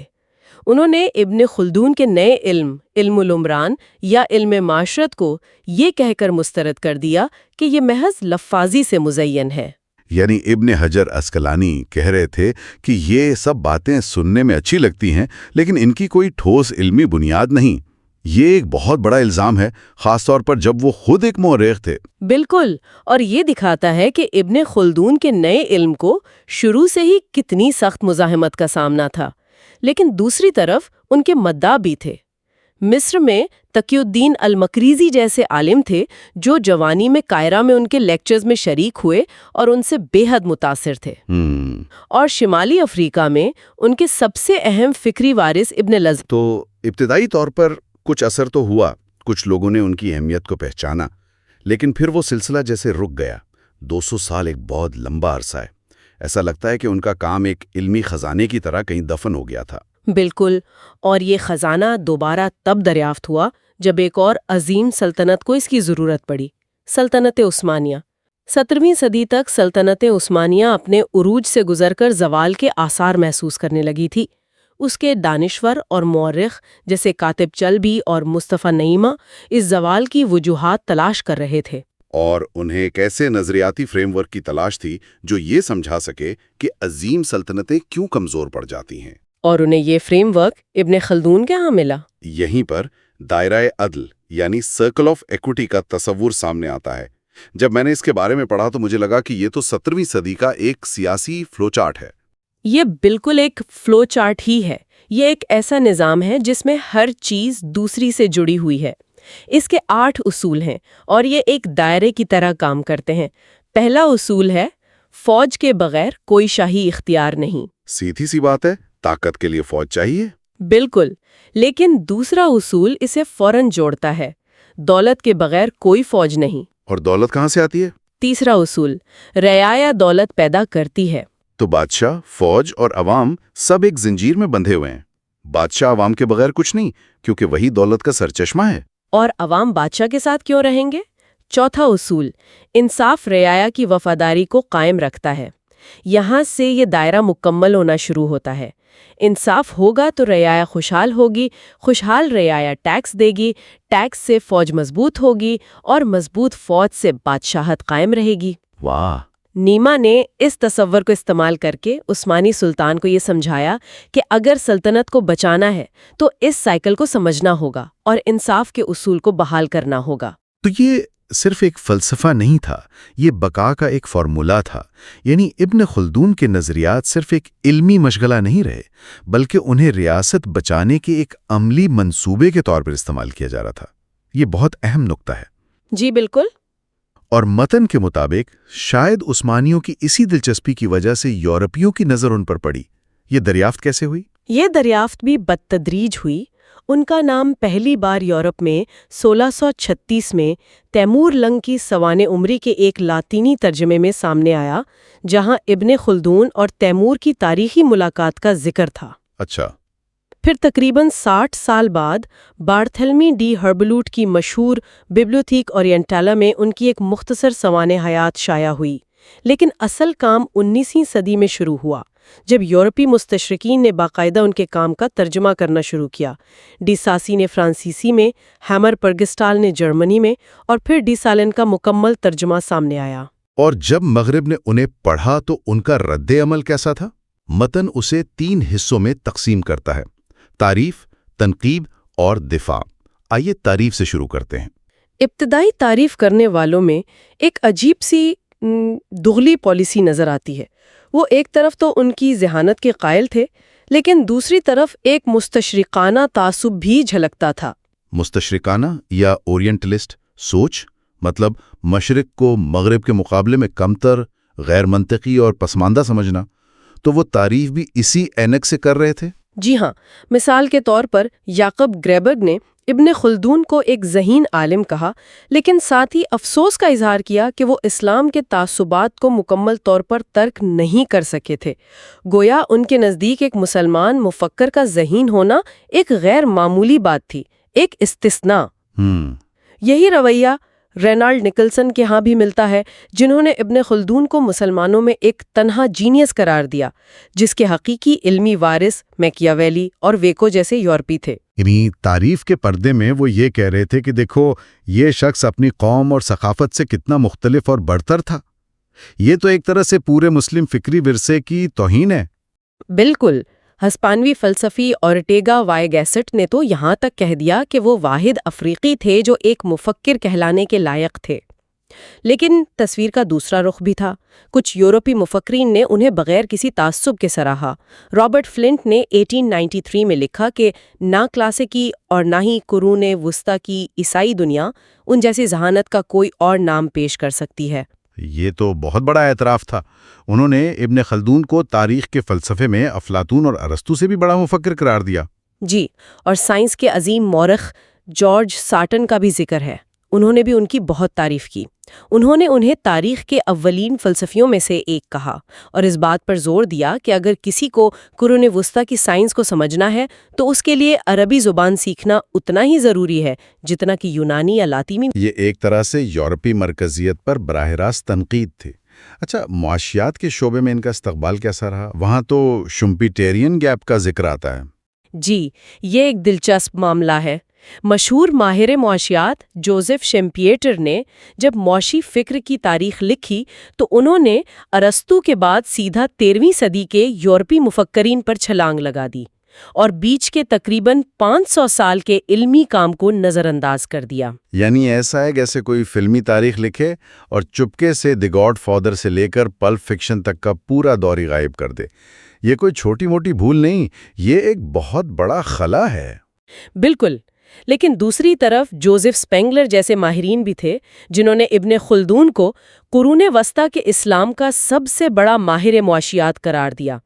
انہوں نے اس بات کو اجاگر کیا کہ ابن خلدون نے 14ویں صدی میں ہی رسد و طلب یعنی سپلائی اینڈ ڈیمانڈ، ٹیکسوں کے معیشت پر اثرات اور سرمایہ کی تشکیل جیسے جدید معاشی موضوعات پر گہرائی سے بحث کی تھی۔ اور پھر برطانوی مورخ آرنلڈ ٹوائن بھی آتے ہیں جن کے حوالے کے بغیر ابن خلدون پر بات ادھوری لگتی ہے۔ انہوں نے تو تعریف کی انتہا کر دی۔ ٹوائن بھی نے ان کے کام کو بلا شبہ اپنی نوعیت کا عظیم ترین کام جو آج تک کسی بھی ذہن نے کسی بھی وقت یا جگہ پر تخلیق کیا ہے قرار دیا۔ یہ کسی بھی مفکر کے لیے کہے گئے سب سے بڑے الفاظ ہو سکتے ہیں۔ واقعی ٹوائن بھی نے ابن خلدون کے ماڈل کو رکی ہوئی تہذیبوں یعنی اریسٹڈ سویلائزیشنز کو سمجھنے کے لیے استعمال کیا، یعنی وہ تہذیبیں جو ایک خاص مقام پر آ کر آگے بڑھنا چھوڑ دیتی ہیں۔ لیکن اس بے پناہ تعریف پر بھی تنقید ہوئی ہے۔ متن میں عزیز العظما کا ذکر ہے۔ ان کا کیا اعتراض تھا؟ عزیز العظما کا کہنا ہے کہ ٹائن بی جیسے مفکرین ابن خلدون کو ان کے اپنے تاریخی اور ثقافتی پس منظر سے کاٹ دیتے ہیں۔ وہ انہیں جدید مغربی سماجیات کا محض ایک پیشرو یا فور رنر بنا کر پیش کرتے ہیں۔ اس سے مسئلہ یہ ہوتا ہے کہ ابن خلدون کے کام کی اپنی انفرادیت اور اس کا اصل مقصد ختم ہو جاتا ہے۔ مطلب ان کی اہمیت صرف اس لیے رہ جاتی ہے کہ وہ مغرب کے جدید نظریات سے ملتا جلتا ہے، نہ کہ اس لیے کہ وہ خود اپنی جگہ ایک مکمل اور جامع نظریہ ہے۔ بالکل۔ تو ایک طرف تو ٹائن بی جیسے مفکرین انہیں تاریخ کا سب سے بڑا ذہن قرار دے رہے تھے، لیکن یہ تصویر کا صرف ایک رخ ہے۔ ظاہر ہے اتنے بڑے قد کے مفکر پر تنقید بھی ہوئی ہوگی۔ متن میں ناقدین کا کیا ذکر ہے؟ ایک بہت بڑی اور مشہور تنقید مصر کے نامور ادیب طٰہٰ حسین کی طرف سے آئی۔ انہوں نے اپنے ڈاکٹریٹ کے مقالے میں ابن خلدون کو ایک کمزور عالم قرار دیا۔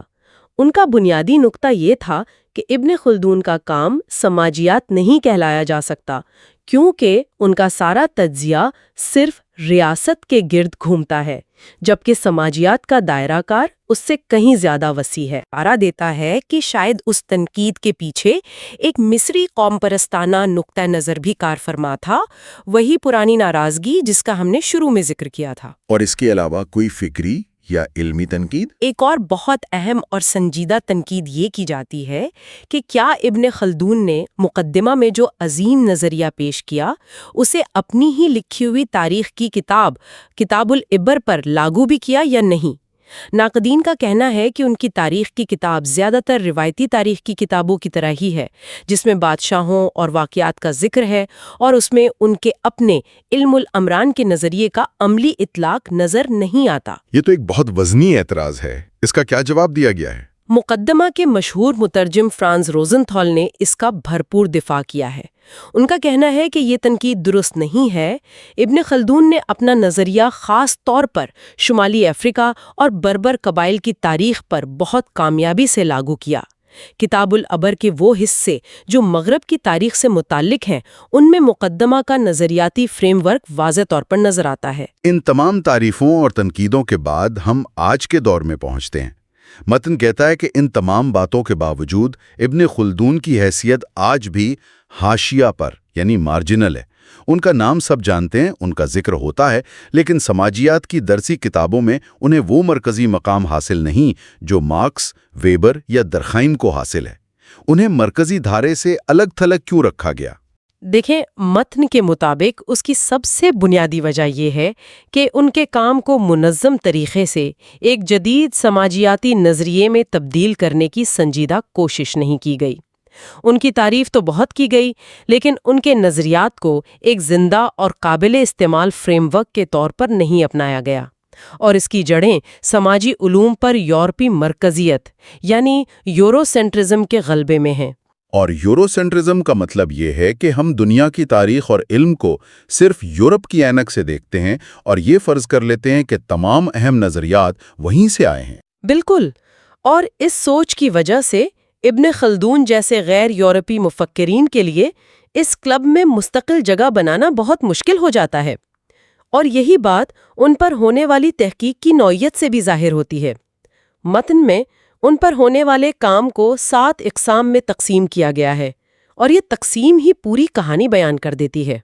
وہ 7 اقسام کیا ہیں؟ پہلی 4 اقسام ہیں: سوانح عمریاں، ایسے کام جو انہیں سماجی علوم کا پیشرو ثابت کرتے ہیں، مغربی مفکرین سے ان کے تقابلی مطالعے اور مقدمہ کے نظریات کا عمومی جائزہ۔ اور یہی وہ کام ہے جو زیادہ تر ہوتا ہے۔ جی ہاں، اور یہی سب سے بڑا مسئلہ ہے۔ ان پر جو تحقیق ہوتی ہے وہ ایک طرح سے ماضی میں پھنسی ہوئی ہے۔ زیادہ تر کام ان کی سوانح عمری لکھنے، انہیں سماجیات کا باپ کہنے یا ان کا موازنہ مارکس یا میکیاویلی سے کرنے تک محدود ہے۔ یہ سب اہم ہے، لیکن یہ انہیں ایک میوزیم کی شے بنا دیتا ہے۔ تو باقی 3 اقسام کون سی ہے جن پر کام نہیں ہو رہا؟ وہ ہے ان کے نظریے کے علمیاتی اور طریقہ کار کے پہلوؤں کا گہرا تجزیہ، ان کے نظریے پر سنجیدہ تنقید، اور سب سے اہم 7ویں قسم ان کے نظریاتی فریم ورک کا آج کے مسائل پر عملی اطلاق۔ اچھا، یہی وہ کام ہے جو کسی مفکر کو زندہ رکھتا ہے اور اسے مرکزی دھارے کا حصہ بناتا ہے۔ جب تک ابن خلدون کے نظریات کو آج کی دنیا، آج کی ریاستوں اور آج کے معاشروں کو سمجھنے کے لیے استعمال نہیں کیا جائے گا، وہ ایک قابل احترام تاریخی شخصیت تو رہیں گے، لیکن ایک فعال نظریہ دان نہیں بن پائیں گے۔ تو نتیجہ یہ نکلا کہ ابن خلدون کو حاشیے سے مرکزی دھارے میں لانے کی ذمہ داری اب ان لوگوں پر ہے جو ان کے کام کو محض تاریخی ورثہ سمجھنے کی بجائے ایک جدید اور قابل عمل علمی اوزار کے طور پر دیکھیں۔ تو آج کی اس تفصیلی گفتگو کا خلاصہ یہ ہے کہ ہم نے ابن خلدون کے نظریات کے سفر کو دیکھا، ان کے اپنے دور میں ایک ملا جلا رد عمل، پھر سلطنت عثمانیہ میں ان کی عملی اہمیت کی دوبارہ دریافت، 19ویں صدی کے یورپ میں ان کا پیچیدہ استقبال جو تعریف اور تعصب کے دھاگوں سے بنا تھا، اور آخرکار جدید سماجی علوم میں ان کی ایک ایسی حیثیت جو قابل احترام تو ہے لیکن مرکزی نہیں ہے۔ یہ ایک ایسا سفر ہے جو شاید ابھی اپنے اختتام کو نہیں پہنچا۔ بالکل، اور اسی نقطے پر ہم آج کی گفتگو کو ایک آخری سوچ کے ساتھ ختم کرنا چاہیں گے۔ متن کا اختتام اس بات پر ہوتا ہے کہ ان کے کام کے عملی اطلاق کی اشد ضرورت ہے۔ تو سامعین کے لیے آخری خیال یہ ہے، اگر ریاستوں کے عروج و زوال کا ابن خلدون کا نظریہ عصبیت یعنی سماجی یکجہتی پر مبنی ہے، اور یہ نظریہ عثمانیوں کے لیے اپنے زوال کو سمجھنے میں اتنا کارآمد تھا، تو آج کی ہماری بٹی ہوئی دنیا میں، چاہے وہ سیاست ہو، کاروبار ہو یا آن لائن کمیونٹیز ہوں، کون سی نئی عصبیتیں بن اور ٹوٹ رہی ہیں، اور ان کے عروج و زوال کے چکر کو ہم خلدونی اینک سے دیکھ کر کیا سبق سیکھ سکتے ہیں؟ ان کے نظریات کو ایک تاریخی نوادر کے طور پر طاق میں رکھنے کی بجائے ایک فعال اوزار کے طور پر استعمال نہ کر کے ہم کیا کھو رہے ہیں؟ باب نمبر 5 ہے، جس کا عنوان ہے جدید سماجی علوم کے لیے ابن خلدون کی اہمیت۔ بالکل، تو اس ماخذ کی مدد سے ہم دیکھیں گے کہ 14ویں صدی کا یہ ذہن آج کی دنیا، آج کی سیاست اور ہمارے معاشرتی اتار چڑھاؤ کو سمجھنے میں ہماری کیا مدد کر سکتا ہے۔ اور دیکھیں، یہ سفر صرف تاریخ کی ورق گردانی نہیں ہے۔ ماخذ کا جو مرکزی نقطہ ہے نا، وہ یہ ہے کہ ابن خلدون کو صرف ماضی کا ایک عظیم مفکر مان کر میوزیم میں سجا دینا کافی نہیں۔ اچھا، اصل کام ان کے نظریات کو آج کے سماجی علوم کے ساتھ ملا کر ایک نیا فریم ورک، ایک نئی اینک تیار کرنا ہے جسے ہم خلدونی سماجیات کہہ سکتے ہیں۔ بہت دلچسپ بات ہے۔ تو آئیے پھر پہلے زاویے سے شروع کرتے ہیں۔ مؤخذ کہتا ہے کہ ابن خلدون نے اسلامیات کے پرانے اور پیچیدہ موضوعات کو دیکھنے کا ایک بالکل نیا انداز پیش کیا۔ جی، اور اس کی سب سے بہترین مثال خلافت کے مسئلے پر ان کی بحث ہے۔ خلافت، یہ تو ہمیشہ سے ایک بہت ہی حساس موضوع رہا ہے۔ بالکل، روایتی طور پر خلیفہ کے لیے 5 شرائط مانی جاتی تھی: علم، دیانتداری، قابلیت، جسمانی اور ذہنی صحت، اور 5ویں شرط جو سب سے متنازع تھی، جی، کہ خلیفہ کا قریشی نسل سے ہونا لازمی ہے۔ اور یہی وہ نقطہ ہے جس پر بہت سے سوالات اٹھائے گئے۔ ابن خلدون نے اس شرط کو کس نظر سے دیکھا؟ کیا انہوں نے اسے صرف ایک مذہبی حکم مان لیا؟ یہیں پر تو ابن خلدون کا کمال سامنے آتا ہے۔ انہوں نے اس شرط کو آسمانی یا محض برکت کا معاملہ قرار دینے کے بجائے ایک انتہائی عملی، ایک سماجیاتی دلیل پیش کی۔ وہ کیا تھی؟ انہوں نے کہا کہ یہ شرط عوامی مفاد یعنی پبلک انٹرسٹ کی وجہ سے رکھی گئی تھی۔ ایک منٹ، یہ تو بہت عجیب بات ہے۔ آج ہم عوامی مفاد کا مطلب اچھی سڑکیں، ہسپتال یا انصاف سمجھتے ہیں۔ 14ویں صدی میں عوامی مفاد کا مطلب قبیلہ قریش سے وفاداری تھا؟ بہترین سوال ہے، کیونکہ انہوں نے عوامی مفاد کی تعریف ہی مختلف انداز میں کی۔ ان کے نزدیک کسی بھی ریاست کا سب سے بڑا عوامی مفاد استحکام تھا۔ استحکام، اچھا۔ امن و امان۔ اگر ریاست میں خانہ جنگی ہو، افراتفری ہو، تو سڑکوں اور ہسپتالوں کا کیا فائدہ؟ اور استحکام آتا ہے عصبیت سے۔ عصبیت، یہ ان کے نظریے کا مرکزی لفظ ہے۔ اس کا آسان مطلب کیا ہے؟ آسان لفظوں میں گروہی یکجہتی، ایک ٹیم اسپرٹ، ایک ایسی مضبوط سماجی طاقت جو لوگوں کو ایک دوسرے کے لیے لڑنے مرنے پر آمادہ کر دے۔ ٹھیک۔ تو ابن خلدون نے دلیل دی کہ پیغمبر اسلام صلی اللہ علیہ وسلم کے زمانے میں قریش کے پاس عربوں میں سب سے طاقتور عصبیت تھی۔ لوگ ان کی قیادت کو مانتے تھے، ان کا اثر و رسوخ تھا۔ تو اس لیے خلیفہ کا قریش سے ہونا ایک عملی ضرورت تھی ریاست کو انتشار سے بچانے کے لیے؟ جی بالکل، لیکن پھر انہوں نے اس سے بھی آگے کی بات کی۔ انہوں نے اس شرط کو ایک خاص قبیلے سے نکال کر ایک عمومی اصول میں بدل دیا۔ وہ کیسے؟ انہوں نے کہا خلیفہ کو ایسے لوگوں میں سے ہونا چاہیے جن کی عصبیت اپنے ہم اثروں سے بڑھتر ہو، تاکہ ان کی اطاعت کو یقینی بنایا جا سکے۔ گویا کل اگر ترکوں یا کسی اور گروہ کی عصبیت سب سے مضبوط ہو جائے تو قیادت کا حق ان کا ہوگا۔ واہ، یعنی مذہبی حکم کو ایک سماجی اور سیاسی اصول میں بدل دیا۔ جی، ان کا ایک مشہور جملہ ہے کہ مذہبی قانون وجودی تقاضوں سے متصادم نہیں ہو سکتا، یعنی شریعت کے اصول زمینی حقیقتوں سے ٹکرا نہیں سکتے۔ یہ ایک خالص سماجیاتی دلیل تھی۔ کمال ہے۔ اچھا، یہ تو ہوئی پرانے مذہبی سوالات پر ان کی نئی سوچ، لیکن ماخذ کہتا ہے کہ ان کا کام ایک بالکل نئی سماجی سائنس بنانے کے لیے بھی استعمال ہو سکتا ہے۔ یہ خلدونی سماجیات آخر ہے کیا؟ ماخذ اس کے لیے 3 راستے بتاتا ہے۔ پہلا راستہ ہے ابن خلدون کے نظریات کو موجودہ مغربی نظریات کے ساتھ ایک مقابلے میں لانا۔ جیسے کہ؟ اس کی ایک بہترین مثال ہے کارل مارکس اور اینگلز کا نظریہ ایشیاٹک موڈ آف پروڈکشن۔ ایک minute, Asiatic mode of production, یہ کافی بھاری بھرکم اصطلاح ہے۔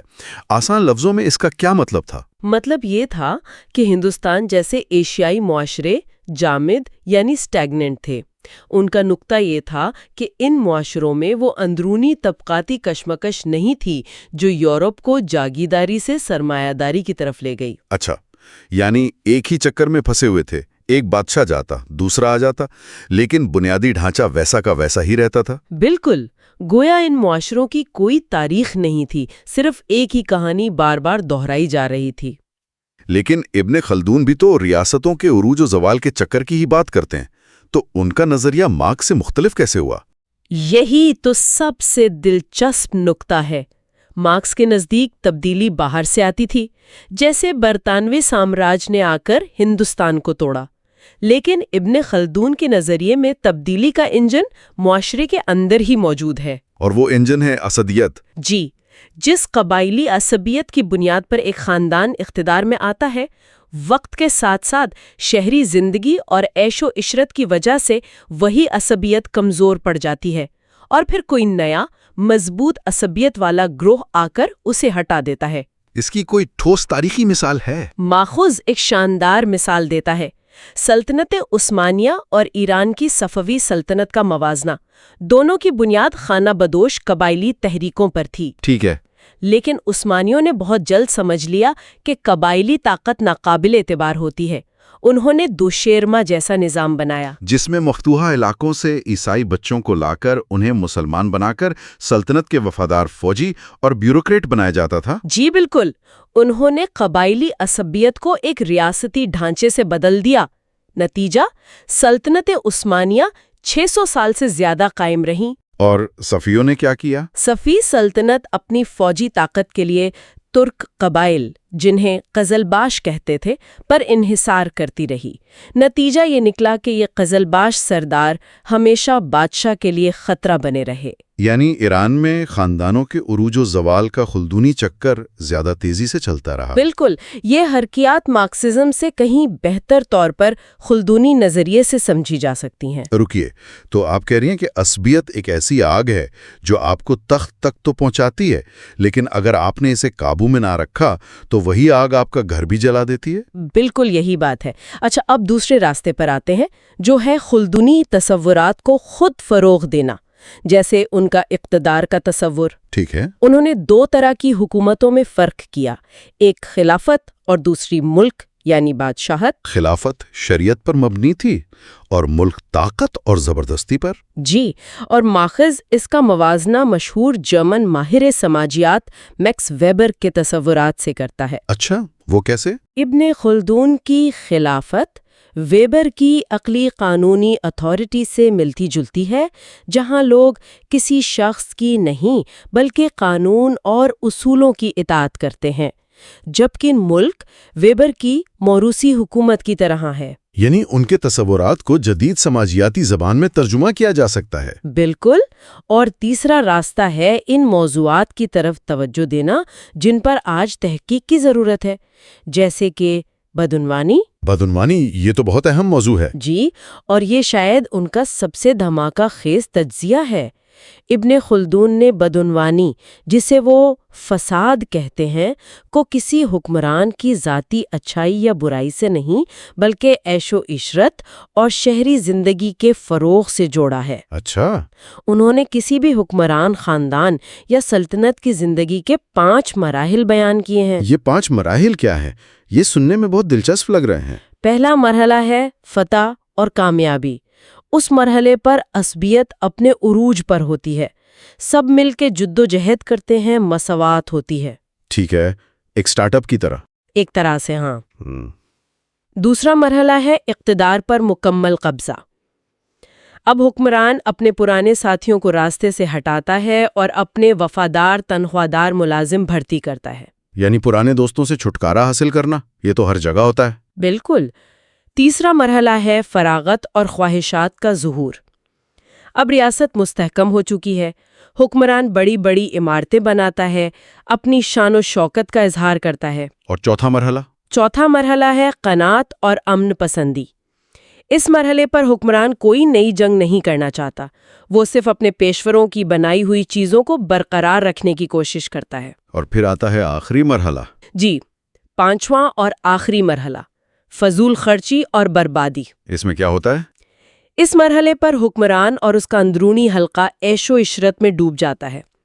ریاست کی دولت کو ذاتی منصوبوں پر لٹایا جاتا ہے، فوجیوں کی تنخواہیں کم ہو جاتی ہیں، اور وہ پیسہ حکمران کے ذاتی اللہ تلے پر خرچ ہوتا ہے۔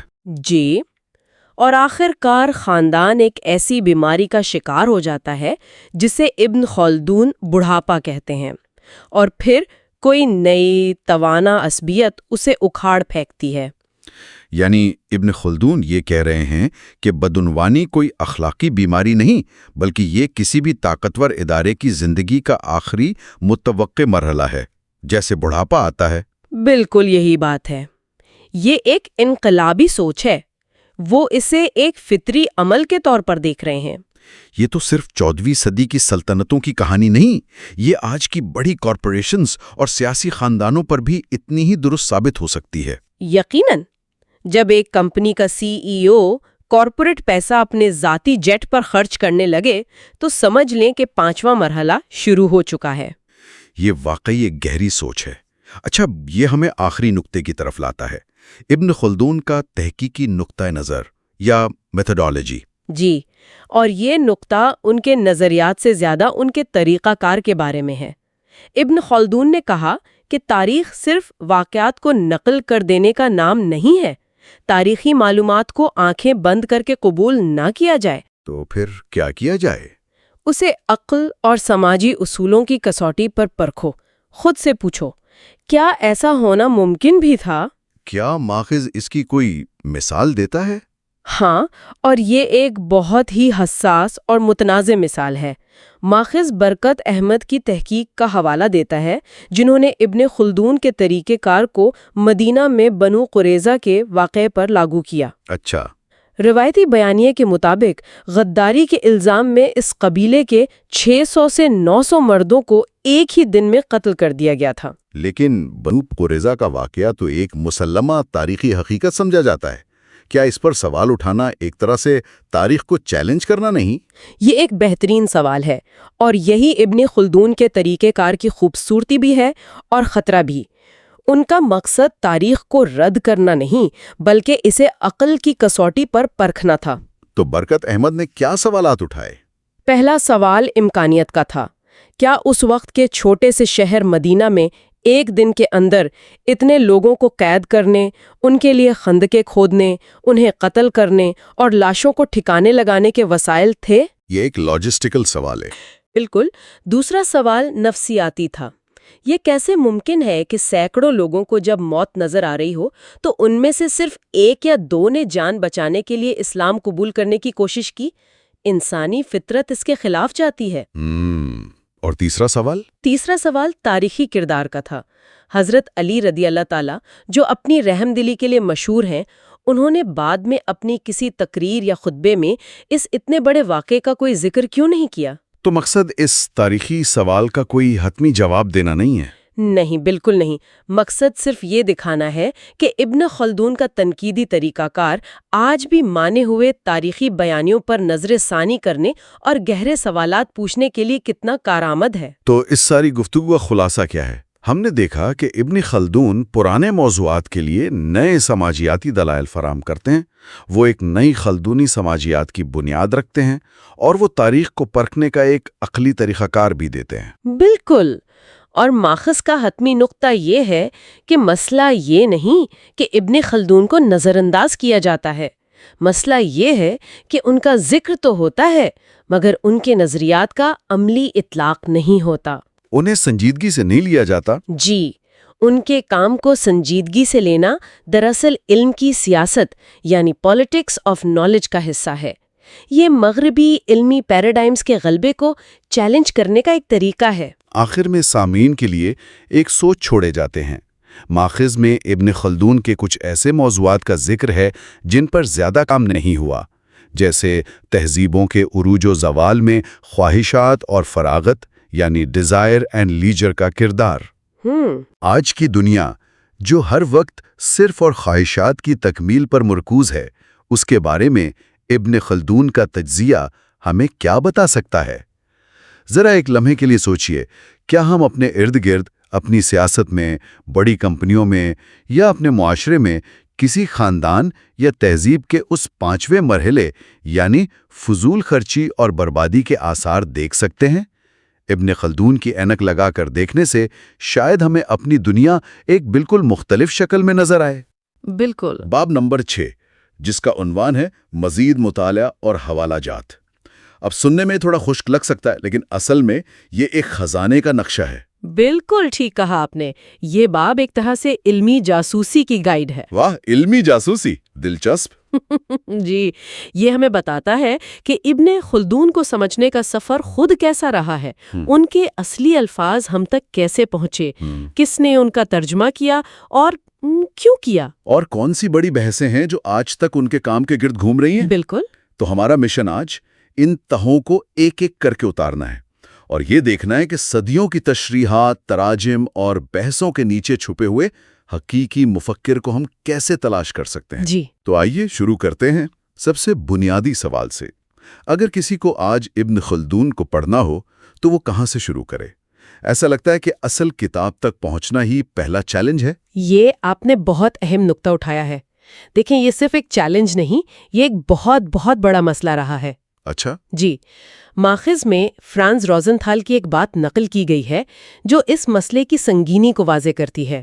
وہ کہتے ہیں کہ مقدمہ کے جتنے پرانے نسخے ہیں اتنے ہی اس کے ایڈیشنز ہیں، اور ان میں سے زیادہ تر نامکمل اور غلطیوں سے بھرے ہوئے ہیں۔ ایک منٹ، مطلب یہ کہ شروع کرنے سے پہلے ہی ہم ایک ایسی بارودی سرنگ پر کھڑے ہیں جہاں غلطیوں سے بھری کاپیاں موجود ہیں، تو پھر کوئی مستند متن ہے بھی یا نہیں؟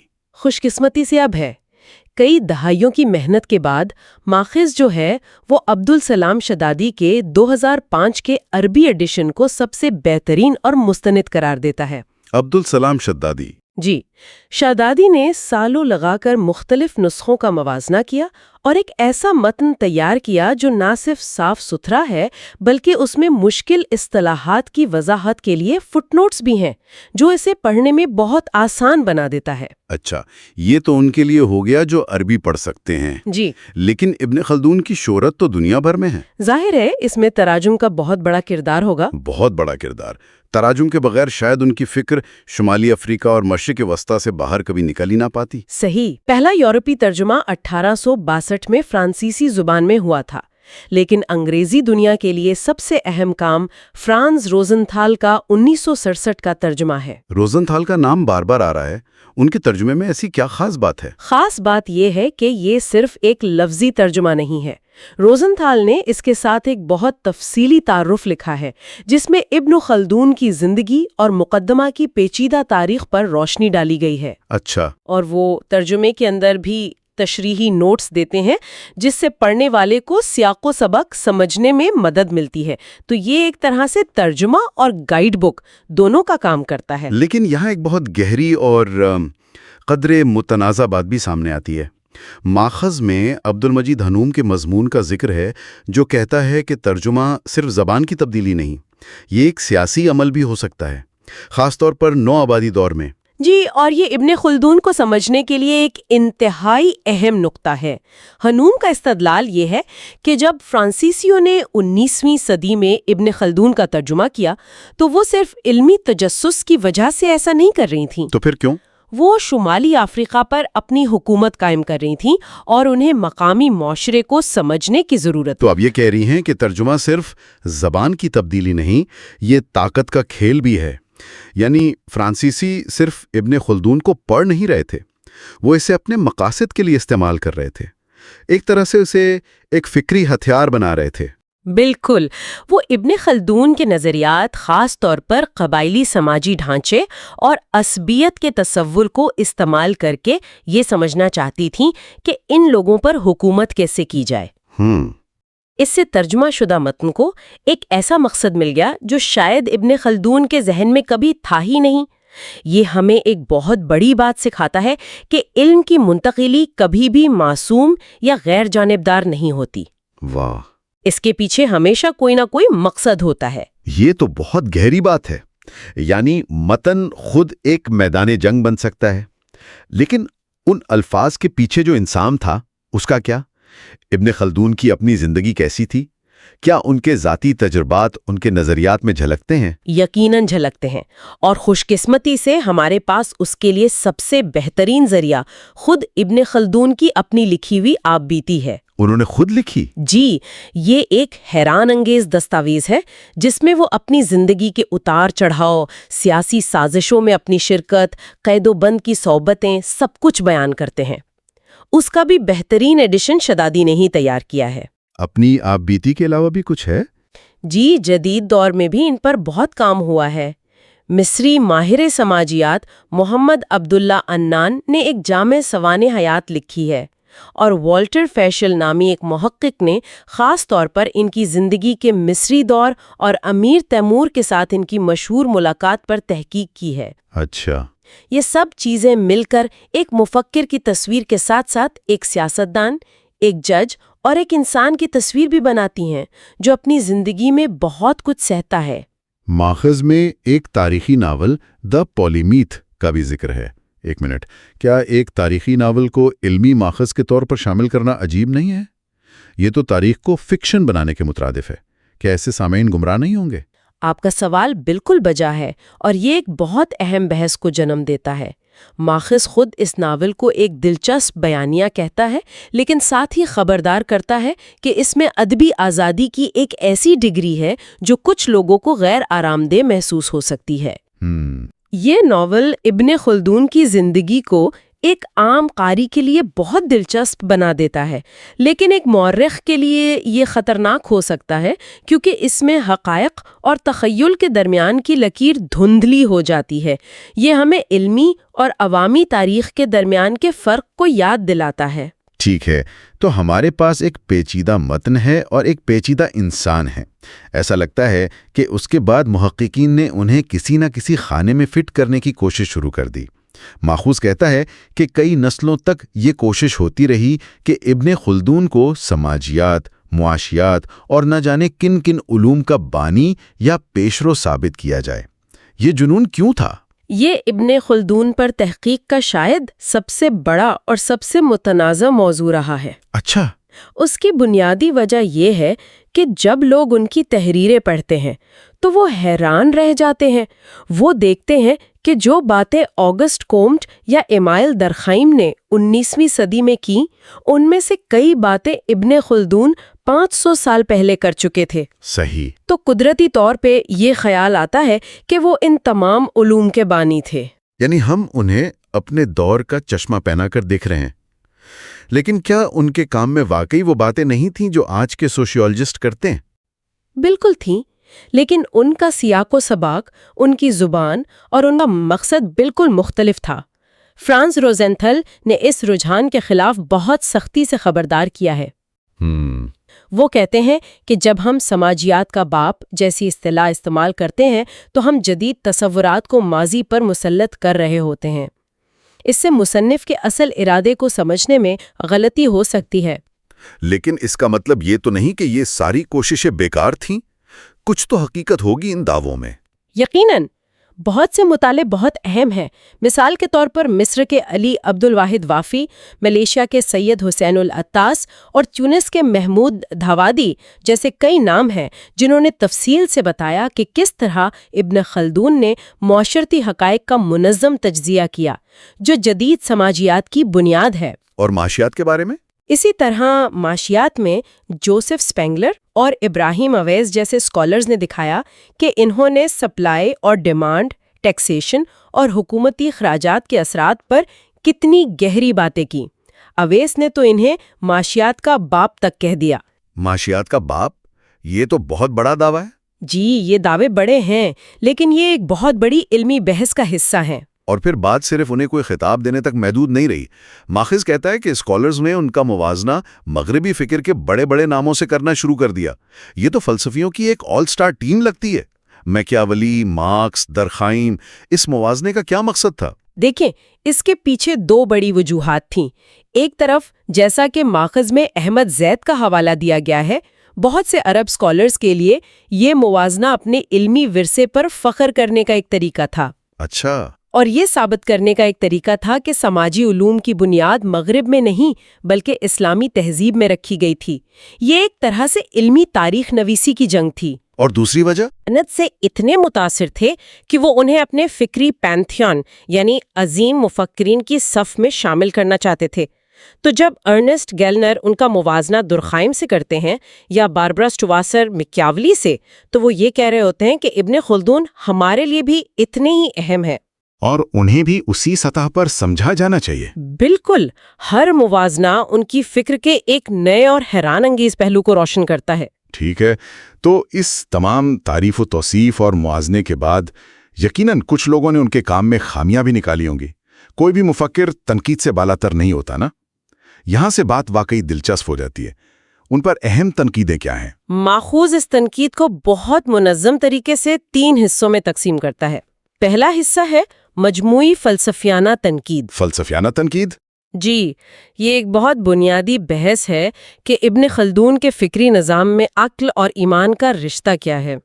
کچھ اسکالرز جیسے H.A.R. گب کا خیال ہے کہ آخر میں وہ ایک روایتی مسلم مفکر تھے جن کے نزدیک وحی اور ایمان عقل سے بالاتر تھے۔ اور دوسرا نظریہ؟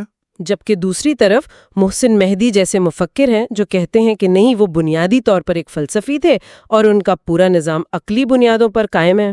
یہ تو ان کی سوچ کی بنیاد پر بحث ہو گئی۔ ان کے مخصوص نظریات کے بارے میں کیا؟ وہ دوسرا حصہ ہے، مخصوص تصورات پر تنقید۔ اسکالرز نے ان کے سب سے مشہور تصور عصبیت کا بہت گہرائی سے تجزیہ کیا ہے۔ عصبیت، اس کا آسان مطلب کیا ہے؟ ماخذ اسے گروہی یکجہتی کہتا ہے، لیکن یہ اب بھی تھوڑا مبہم ہے۔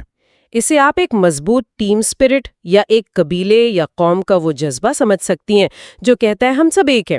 یہ وہ سماجی گوند ہے جو لوگوں کو جوڑتی ہے اور انہیں ریاستیں بنانے اور سلطنتیں فتح کرنے کے قابل بناتی ہے۔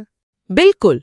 ناقدین اس بات پر بحث کرتے ہیں کہ یہ تصور کتنا وسیع ہے۔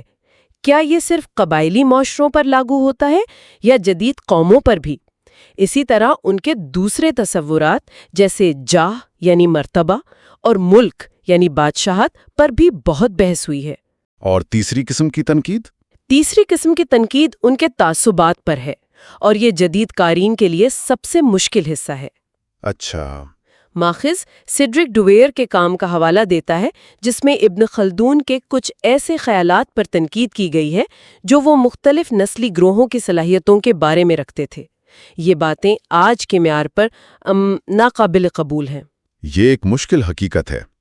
یہ ہمیں یاد دلاتا ہے کہ بڑے سے بڑا ذہین شخص بھی اپنے وقت اور معاشرے کی پیداوار ہوتا ہے۔ ان کی عظمت کو تسلیم کرنے کے ساتھ ساتھ ان کی حدود کو بھی سمجھنا ضروری ہے۔ بالکل۔ یہ ہیرو ورشپ سے بچنے اور ایک متوازن تصویر دیکھنے کے لیے بہت ضروری ہے۔ اچھا، اب آتے ہیں اس حصے پر جس کا میں انتظار کر رہا تھا۔ اس تمام تاریخی بحث اور تنقید کے بعد اصل سوال یہ ہے، تو کیا آج کے دور میں ہم ابن خلدون کے نظریات کو عملی طور پر استعمال کر سکتے ہیں، یا یہ صرف ایک تاریخی دلچسپی کی چیز ہے؟ یہ سب سے دلچسپ حصہ ہے، اور جواب ہے ہاں، بالکل کر سکتے ہیں۔ ماخوذ 3 مختلف طریقوں کی نشاندہی کرتا ہے جن سے ان کے نظریات کو آج بھی استعمال کیا جا رہا ہے۔ 3 طریقے؟ جی، پہلا طریقہ عمومی رہنمائی کا ہے۔ مثال کے طور پہ کارنل فلیشر نے 16ویں صدی کی سلطنت عثمانیہ کو سمجھنے کے لیے ابن خلدونزم کی اصطلاح استعمال کی۔ وہ ابن خلدون کے نظریات کو ایک فریم ورک کے طور پر استعمال کر رہی تھیں تاکہ سلطنت کے عروج و زوال کے چکر کو سمجھ سکیں۔ یہ تو ایک تاریخی تجزیہ ہو گیا۔ کیا جدید دنیا پر بھی اس کا اطلاق ہوا ہے؟ جی، اور وہ دوسرا طریقہ ہے، زیادہ مخصوص اطلاق۔ جرارڈ مشو نامی ایک اسکالر نے جدید شامی ریاست کی حرکیات کو سمجھنے کے لیے ابن خلدون کے 3 تصورات کا استعمال کیا۔ کون سے 3؟ یعنی ریاست۔ انہوں نے دکھایا کہ کس طرح حافظ الاسد کی حکومت ایک مخصوص عصبیت پر قائم ہوئی اور کس طرح اس نے ریاست پر قبضہ کیا۔ یہ ظاہر کرتا ہے کہ ان کے تصورات جدید سیاسی نظاموں کے تجزیے میں بھی کتنے کارآمد ہیں۔ اور تیسرا طریقہ ماخوذ کہتا ہے کہ وہ سب سے حیران کن ہے۔ وہ واقعی حیران کن ہے اور شاید ابن خلدون کے ورثے کا سب سے غیر متوقع استعمال ہے۔ کچھ محققین نے ان کے نظریات کو جدید مقداری سائنس اور کمپیوٹر ماڈلنگ کے ساتھ جوڑ دیا ہے۔ ایک منٹ، کیا کہا آپ نے؟ کمپیوٹر ماڈلنگ 14ویں صدی کے ایک نظریے کی بنیاد پر؟ یہ تو سائنس فکشن فلم جیسا لگ رہا ہے، جیسے آئزیک ایسیموو کی فاؤنڈیشن سیریز جہاں وہ مستقبل کی پیشگوئی کرتے ہیں۔ یہ کیسے ممکن ہے؟ یہ بالکل ویسا ہی لگتا ہے۔ ایک محقق ہیں پیٹر ٹرچن، وہ ریاضی اور حیاتیات کے ماہر ہیں جو اب تاریخ کا مطالعہ کرتے ہیں۔ انہوں نے ابن خلدون سائیکل کی اصطلاح وضع کی ہے۔ ابن خلدون سائیکل؟ جی، ابن خلدون نے کہا تھا کہ ایک خاندان کی حکومت تقریباً 3 سے 4 نسلوں یعنی تقریباً 120 سال تک چلتی ہے۔ صحیح۔ خاص طور پہ ان معاشروں میں جہاں حکمران طبقہ خانہ بدوش پس منظر سے آتا ہے۔ پہلی نسل میں عصبیت مضبوط ہوتی ہے، وہ محنتی اور جفاکش ہوتے ہیں۔ چوتھی نسل تک وہ عیش و عشرت کے عادی ہو جاتے ہیں، ان کی عصبیت کمزور ہو جاتی ہے اور ایک نیا مضبوط گروہ آ کر ان کی جگہ لے لیتا ہے۔ اور ٹرچن نے اس کے ساتھ کیا کیا؟ ٹرچن اور ان کے ساتھیوں نے اس نظریے کو ریاضیاتی ماڈل میں تبدیل کیا اور اسے تاریخی ڈیٹا پر لاگو کیا۔ انہوں نے اسے چنگیز خان کی 4 سلطنتوں کے عروج اور زوال پر ٹیسٹ کیا اور پایا کہ ابن خلدون کا سائیکل کافی حد تک درست تھا۔ नाकाबिल यकीन। जी, ये एक 14वीं सदी के मौरख के समाजी मुशाहिदे को जदीद साइंसी पेशगोई के आले में बदलने के मुतरादिफ है। ये वाकई नाकाबिल यकीन है। तो हमने एक ऐसे बाब से शुरुआत की जो किताबों की फहरिस्त जैसा लगता था, और हम पुराने मखतूतात, नौआबादियाती सियासत के गलियारों से होते हुए आज के जदीद कंप्यूटर लैब्स तक पहुंच गए। ये हैरान अंगेज है कि एक ख्याल वक्त और तहजीबों का सफ़र कैसे करता है और हर दौर में नए मानी इख्तियार करता है। बिल्कुल, ये वाकई इल्म का एक जिंदा सफ़र है। और ये सफ़र अभी ख़त्म नहीं हुआ। जी नहीं, माखज़ इस बात पर ख़त्म होता है कि इब्न खल्दून के नज़रियात को लागू करने वाले मज़ीद काम सामने आ रहे हैं, जो उनके काम को मुनज़्ज़म तरीके से समझने के लिए एक ज़रूरी मरहला है। इससे हमारे लिए सोचने का एक सवाल पैदा होता है। और वो क्या है? इब्न खल्दून ने तारीख की जिस चक्री नौयत की निशानदही की, उसे देखते हुए आज की दुनिया में कौन सी उभरती हुई अज़बियतें या ग्रोही यकजहतियाँ हैं जो अगली बड़ी सियासी या समाजी तब्दीली का बीज हो सकती हैं? वो कौन से नए ग्रोह हैं जिनमें वो तवानाई, वो इत्तेहाद और वो मकसद है जो उन्हें इक़्तिदार तक ले जा सकता है? अगला इब्न खल्दून साइकिल हमारी अपनी आंखों के सामने कहाँ से शुरू हो रहा है? अच्छा, तो दोस्तों, बस ये थी आज की वीडियो। यहाँ पे अब इसका इख्तिताम करते हैं। अगर आपको ये वीडियो पसंद आई हो तो लाइक ज़रूर करें, अपने दोस्तों के साथ शेयर करें और इल्म का साथी को सब्सक्राइब करना ना भूलें। तालीम का आपका हमसफ़र। नए वीडियोस के लिए बेल आइकॉन भी दबा दें ताकि कोई भी इल्म भरी बात आप तक सबसे पहले पहुंचे। मिलते हैं अगले वीडियो में, तब तक के लिए अल्लाह हाफिज़।